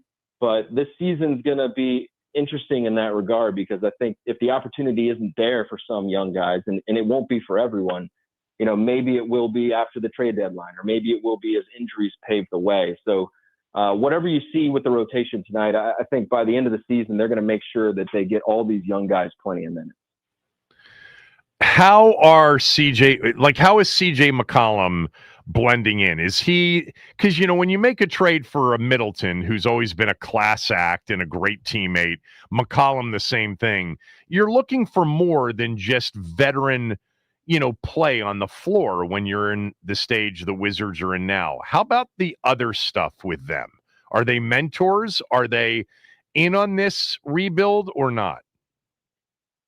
I think both of them are willing mentors, and they are answering a lot of questions for the young guys.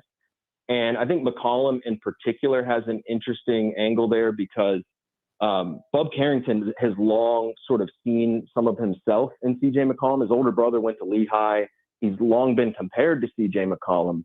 And McCollum told me a great story. It was actually about Jamir Watkins, who's the Wizards' second-round pick from this past draft. He said they were in the cold tub at the practice facility, and Watkins was asking him about Herb Jones, who McCollum played with in New Orleans with the Pelicans. The Alabama player, Herb. You're saying Herb Jones. Yeah. Did I not say Herb Jones? Herb Jones? Okay. Yeah, I'm sorry. So he was saying Watkins was asking him not only like, how does this guy prepare? He's one of the best wing defenders in the league, Herb Jones is. And he was like, how does he prepare? And then also as an offensive player, you went up against him in practice many times. What makes him effective? So I think the Wizards have brought in a lot of young players who are inquisitive like that. And McCollum and Middleton too, they happen to be very gracious and willing mentors, but also guys who are just very good at explaining things. And I mean, I think you watch an interview, particularly with McCollum, and you see that right away. So I think there's definitely a good veteran influence in this locker room. And the McCollum-Carrington thing could be interesting to watch because of their parallels. All right. The over-under on wins is 20.5. Over or under? I'll go slightly over. I think they'll get to 21 or 22. You know, one thing when it comes to the wins that's got to be kept in mind is the protections on their first-round pick. They have to really be top 8 in the draft if they want to keep that pick, because the New York Knicks own it. It's the same draft pick they traded with John Wall to get Russell Westbrook. And last year, the threshold for the 4th worst record in the league, which would ensure you a top 8 pick, was 21 wins. It was the Pelicans, I believe, actually. So that's kind of the range. They won 15, 18. I think they take another step forward, a slight step forward, and hopefully, see some development from their young players. Can you imagine having to get is it with Phoenix or New York that they would lose the pick to if they finished, with the 9th worst record? So Phoenix is involved, but it's New York. And if they keep the pick, then they can swap with the Phoenix Suns, but they have to keep the pick to be able to do that. Got it. Okay. People, you want them to finish with one of the 8 worst records. And really, last year, that buzzer beater by Bub Carrington in the final game of the year cost them some opportunity on the downside of their draft position.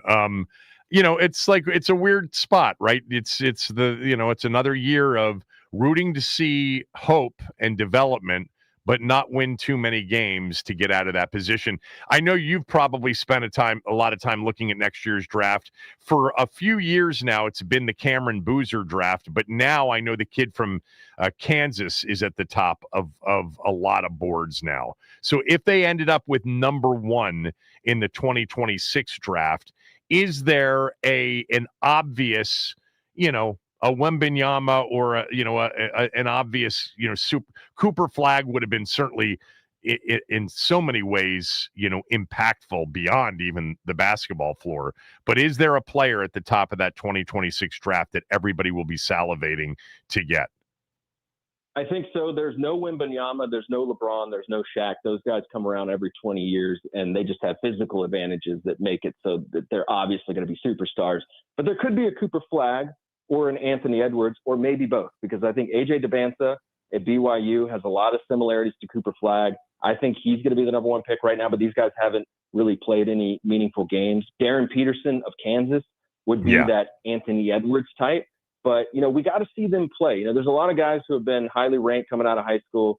Cameron Boozer, I like him too. He's right now considered like the 3rd pick. But, you got to see the shooting percentages. You got to see how they look compared to other athletes. And, like for every Anthony Edwards type athlete, there's 2 or 3 guys who are arguably just as athletic, maybe not quite as athletic, that just don't know how to play basketball, right?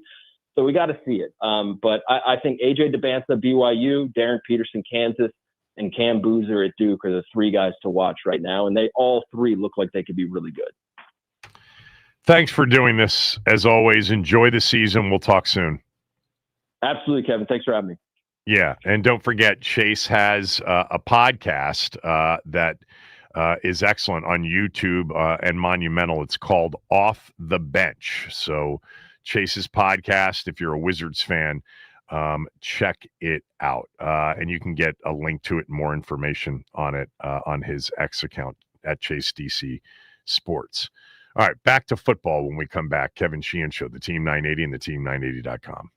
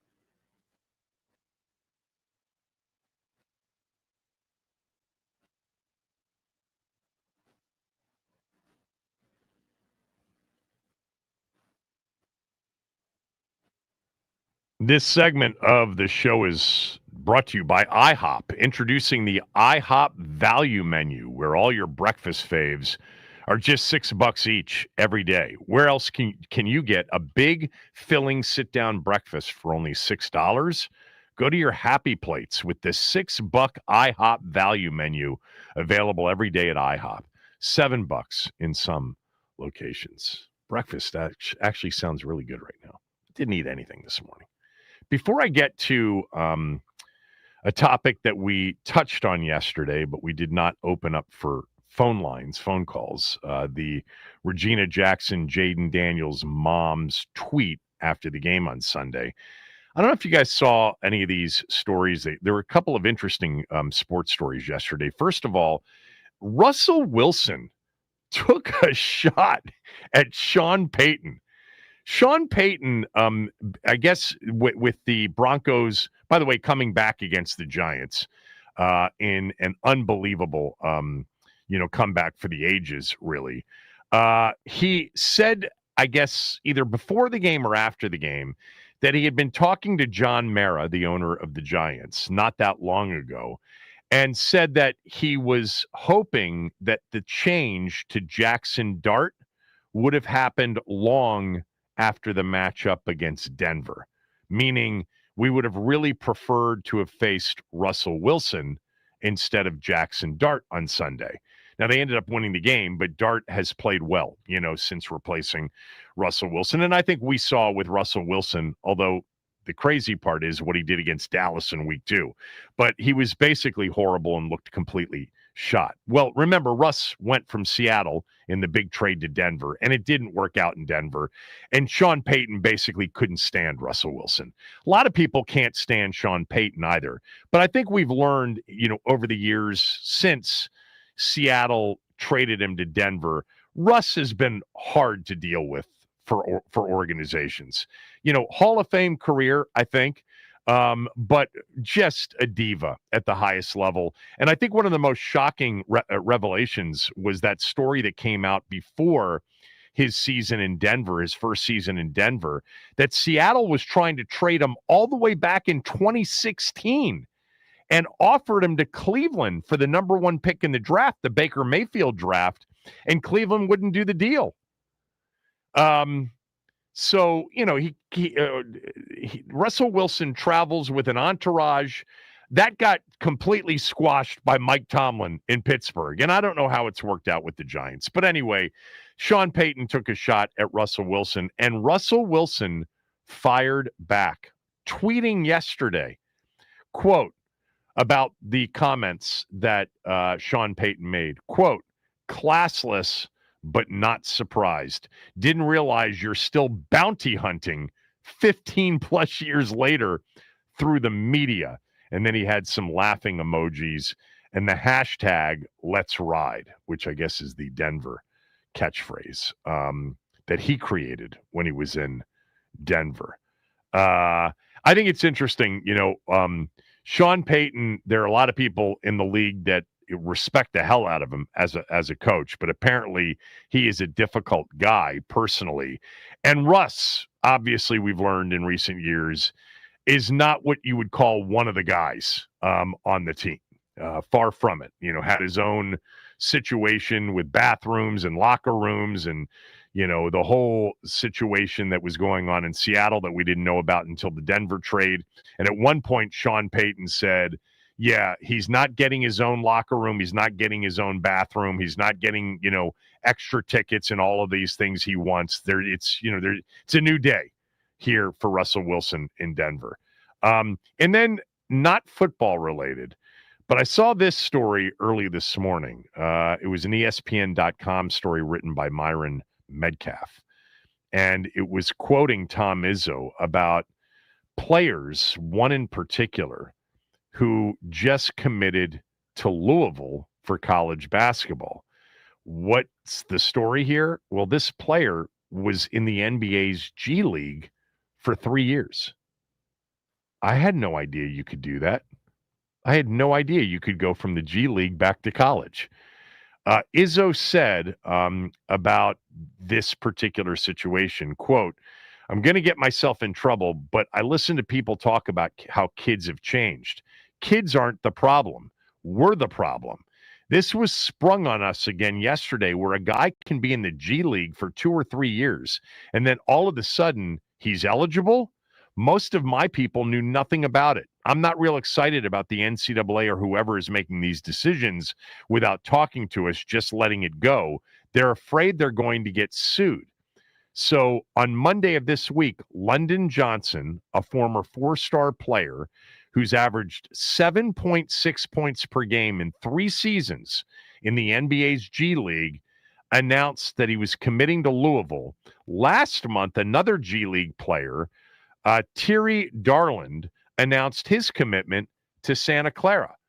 You know, the moves, I think, would somehow defy the NCAA's, amateurism rules and eligibility rules, which barred any player who played and took money at the professional level to go back and play in college, but apparently not.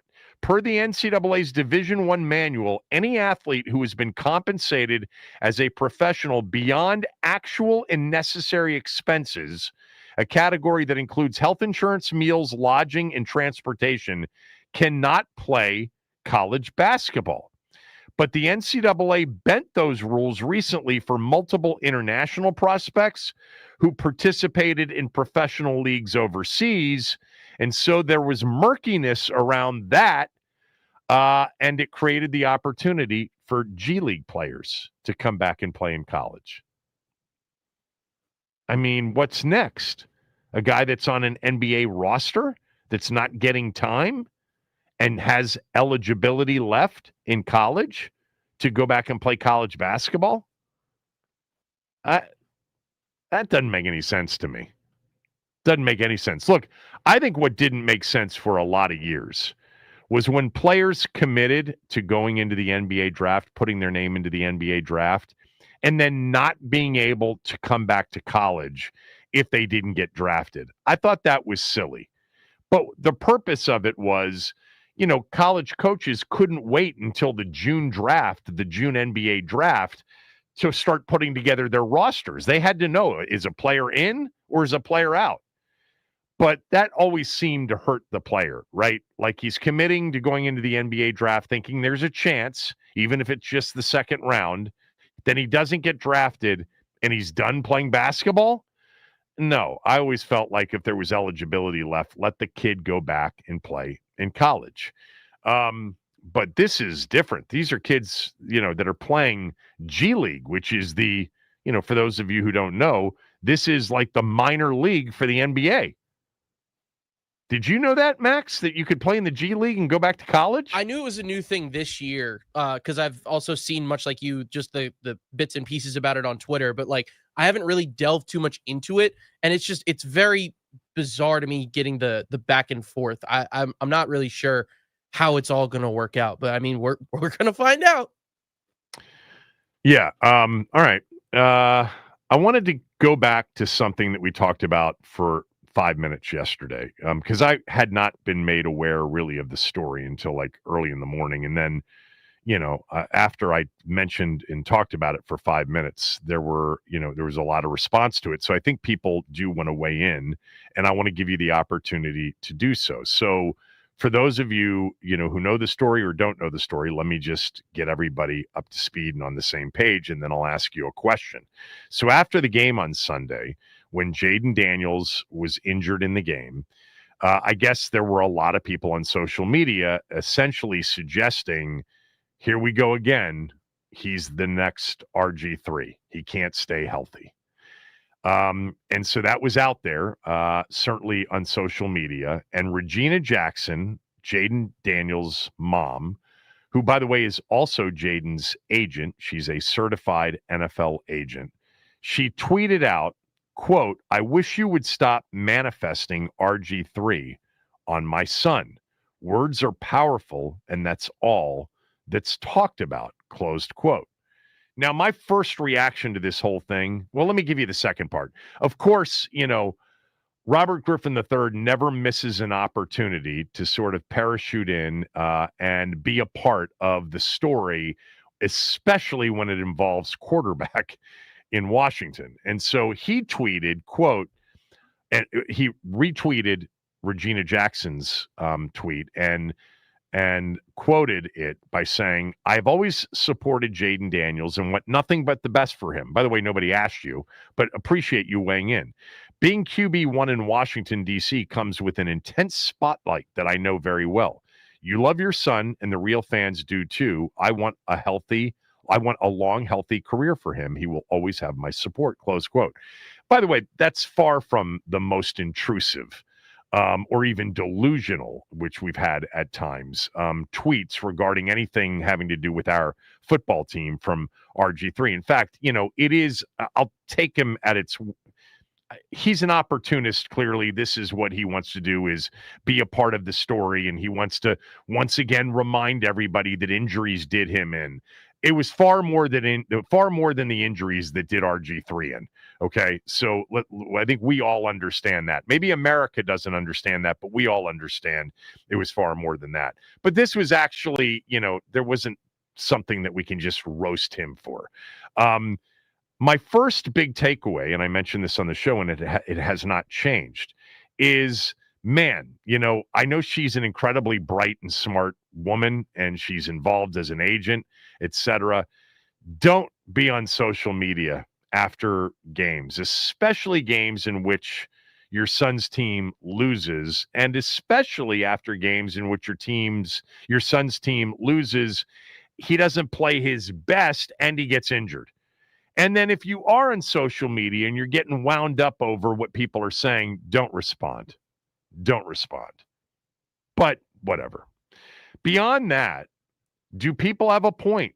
And I'm wondering, are you concerned about Jaden's 3 injuries, really 3, the rib injury from last year, the knee injury from this year, and now we've got a hamstring injury? I know there have been a couple of other nicks. There was a wrist. Remember, he was on the injury report earlier this season with a wrist. He played.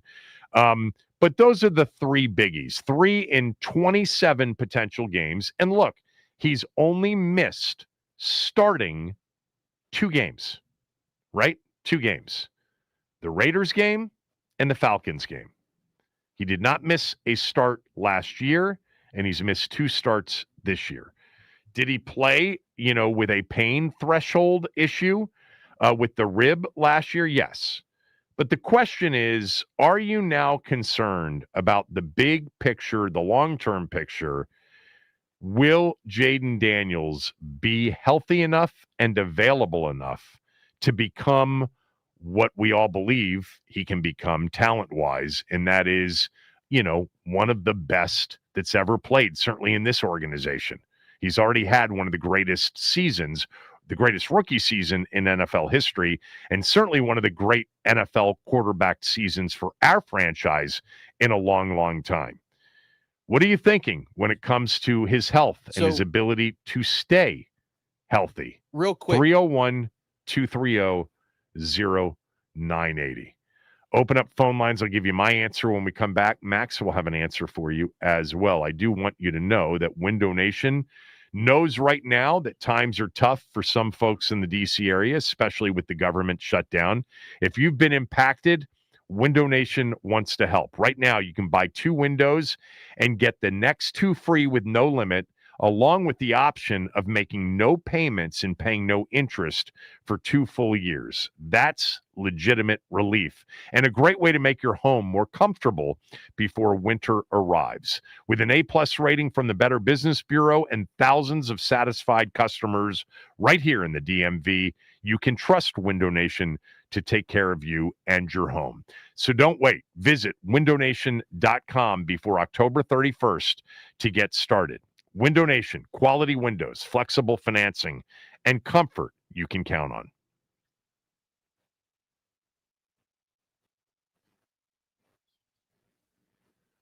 All right, happy Wednesday, everybody. A little bit of breaking news on the front of the Washington Commanders. According to Tom Shad and Ian Rappaport of NFL Network, Commanders quarterback Jaden Daniels will be out for Monday night's game against the Chiefs. A person familiar with the matter confirmed.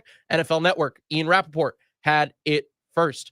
We move to the Caps. They get the win over the Kraken last night. Ryan Leonard credited with the game-winning goal. Jacob Chikrin with the power play goal. The Caps 4th in their last 4 games, getting that extra man unit rolling. Not a lot of shots in Logan Thompson's direction last night, saving 18 out of 19 shots. The NBA season got underway last night with the Rockets and Thunder double overtime thriller.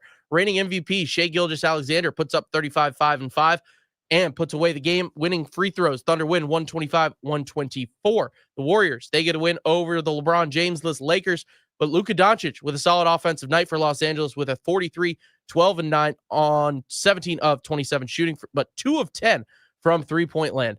But Jimmy Butler and Steph Curry combined for 54 points and lead Golden State to a 119-109 victory. Tonight, the Wizards, they kick off their season in Milwaukee. They're taking on the Bucks.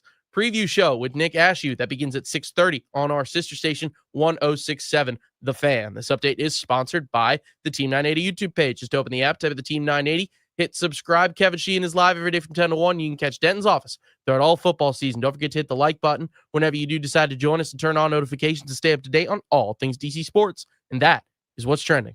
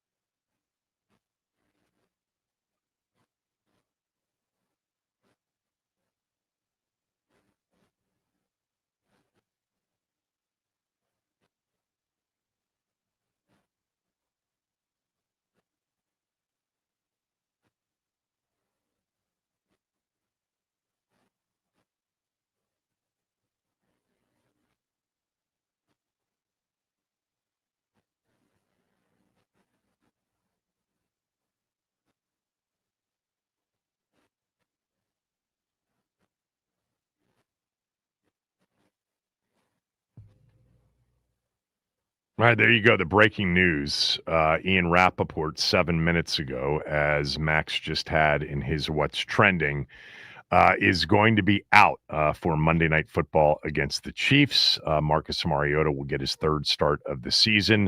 Rappaport added, while not long-term at all, Jaden Daniels' hamstring knocks him out versus the Chiefs. This will be, yeah. So this isn't, I don't believe, based on what Quinn said and the way he presented it on Monday, this is not going to be a long-term thing.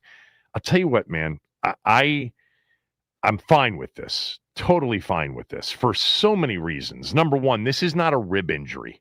This isn't a pain threshold thing, right? He went out there against the Bears last year, with whatever shot they gave him before, and it was a pain threshold. There wasn't any significant risk, we don't think, and he could play.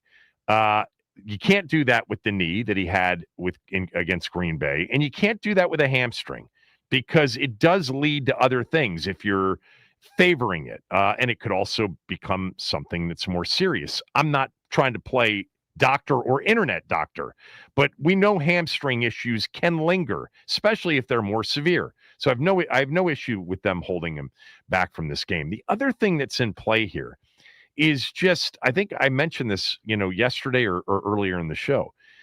They'll be coming off, it's an AFC game, number one. The Seattle and the Detroit games that follow at home are much more important games. And look, every game's important now. I'm not turning down a win over the Chiefs. Clearly, a win, you need wins. And the idea, by the way, that just do well in your division and everything's fine. That's so much a long ago kind of a thing. You play 17 games and you only play 6 against your division. You go 2-4 in the division, but in the other 11, go 6-5 or 7-4. You got a chance to make the postseason. You got to do well in the other 11 as well. But the NFC games are more important to tiebreaker situations. The tiebreaker goes in order, head-to-head, and then conference record. And your conference record has to be, it is not going to be great if the majority of your wins are, you have too many AFC wins. So Seattle and Detroit, more important from that standpoint, if they're even thinking about that. But the other part of this is that Seattle is off a bye week. Okay, Seattle played Monday night, beat the Texans, and now they have a bye week and don't play until coming here on Sunday night, November 2nd. Meantime, Washington will be in that net rest major disadvantage, having played on Monday night.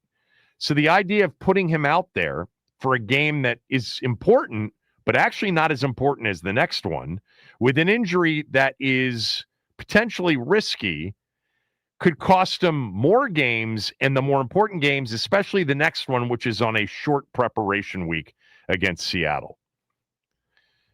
I don't have a problem with this. I think the key to them being competitive on Monday night is using Mariota as a big part of the run game. He is really good as a zone read quarterback and as a dual threat quarterback. And then, fingers crossed, you get Terry and Debo both back, but at least have one back. I had somebody suggest to me, I may have read this on the show yesterday, that maybe this is the game where you rest the starters. They don't do that in the NFL unless you're at the end of a season and you've got nothing to play for. They're not resting their starters. There's only 53 that can be activated. You can't play non-starters and get through a game for the most part. I'm not surprised by this. I think we talked about this, that they're, listening to Quinn, it certainly sounded like there was a chance that he could miss, the Monday night game. I didn't think we'd hear anything until tomorrow, unless Schefter or Rappaport got it, and they did. So he's out. Anyway, we don't have much time for your calls on the other subject, but we do have a couple of calls on hold, so I'll take some. But I did want to say about the question that I put out there for phone calls at 301-230-0980, and that's this: is there a large concern, career concern, with the way RG3's brilliant, very brief career has started with injuries? Look, he hasn't been knocked out of the season with an injury, rib, knee, now hamstring. He's only missed 2 starts. He'll miss his 3rd start on Monday night. Are you concerned that somehow what everybody thought and was tweeting enough to get Regina Jackson, Jaden's mom, to respond, that this is going to be another situation?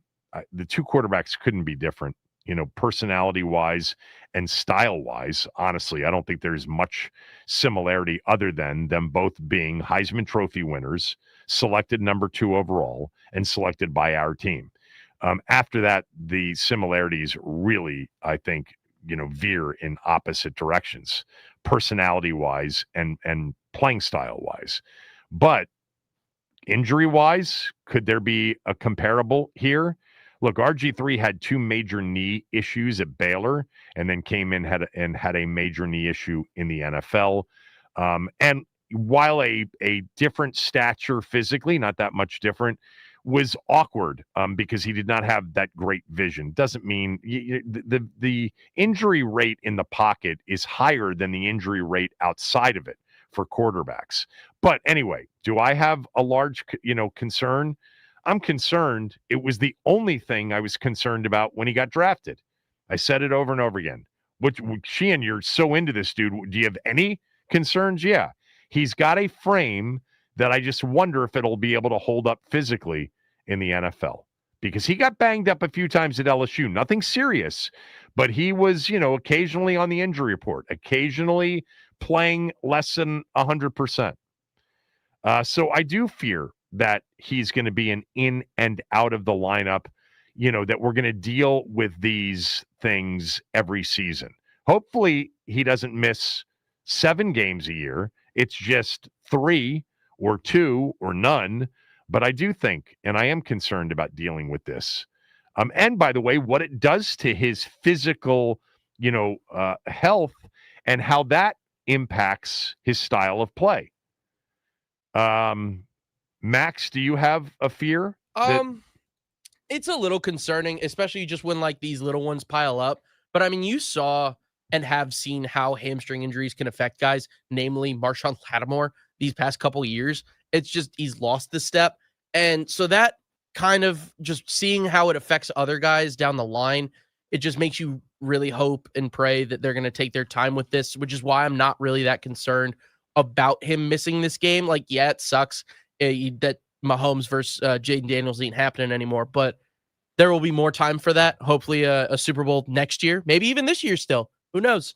But yeah, long term, it just, you hope that everything is going to be, and obviously with your franchise quarterback, you're going to be as cautious as possible, but you just hope that he doesn't like, I can play, kind of like Robert did. We're not going to have a lot of time for calls here, but let's get Kevin and Clinton on. He was the first to jump in. Kevin, go ahead. Hey, how you doing, Kevin? Good afternoon, man. First of all, I want to say shout out to all the Commander fans who came down to Dallas because I was at the game. Second of all, man, I'm real concerned, man. Real concerned because it seems like we ready to go down that rabbit hole again, man. First of all, his mother is calling all the shots, like I just told Max. And it seems like he's thinking about his brand. Like I told a lot of people down in Dallas. I seen that commercial, that Campbell's commercial. Oh, come on, man. Thought about, I'm sure. This isn't an RG3 comparison. RG3 was totally focused. He was trademarking hashtags, from the moment he arrived in the league. He was completely self-absorbed with his brand, focused on it. Right. It's not the same thing. But I'm saying, Kevin, he needed to get back focused. That's not the same dude that we seen last year, man. I'm real concerned. I hope it not. He don't have a whole lot of injuries with to be his career ending, man. But like I told Max, he need to fire his mother, man. Seriously. and get back to being the This is not a situation where you've got the father and you've got the sister and you've got people in locker rooms and you've got people talking to the owner. The biggest difference, and I got to go, Kev, thanks for calling. The single biggest difference more than any other, because there are a lot of differences, is RG3 came to an organization owned by Dan Snyder, who was a suck-up to every star player, a total jock you-know-whatter. And he took that entitlement and ran with it. That opportunity, even if Jaden were predisposed to take advantage of it, which I don't think he is, does not exist in this organization. These are professionals. These are adults. Back tomorrow.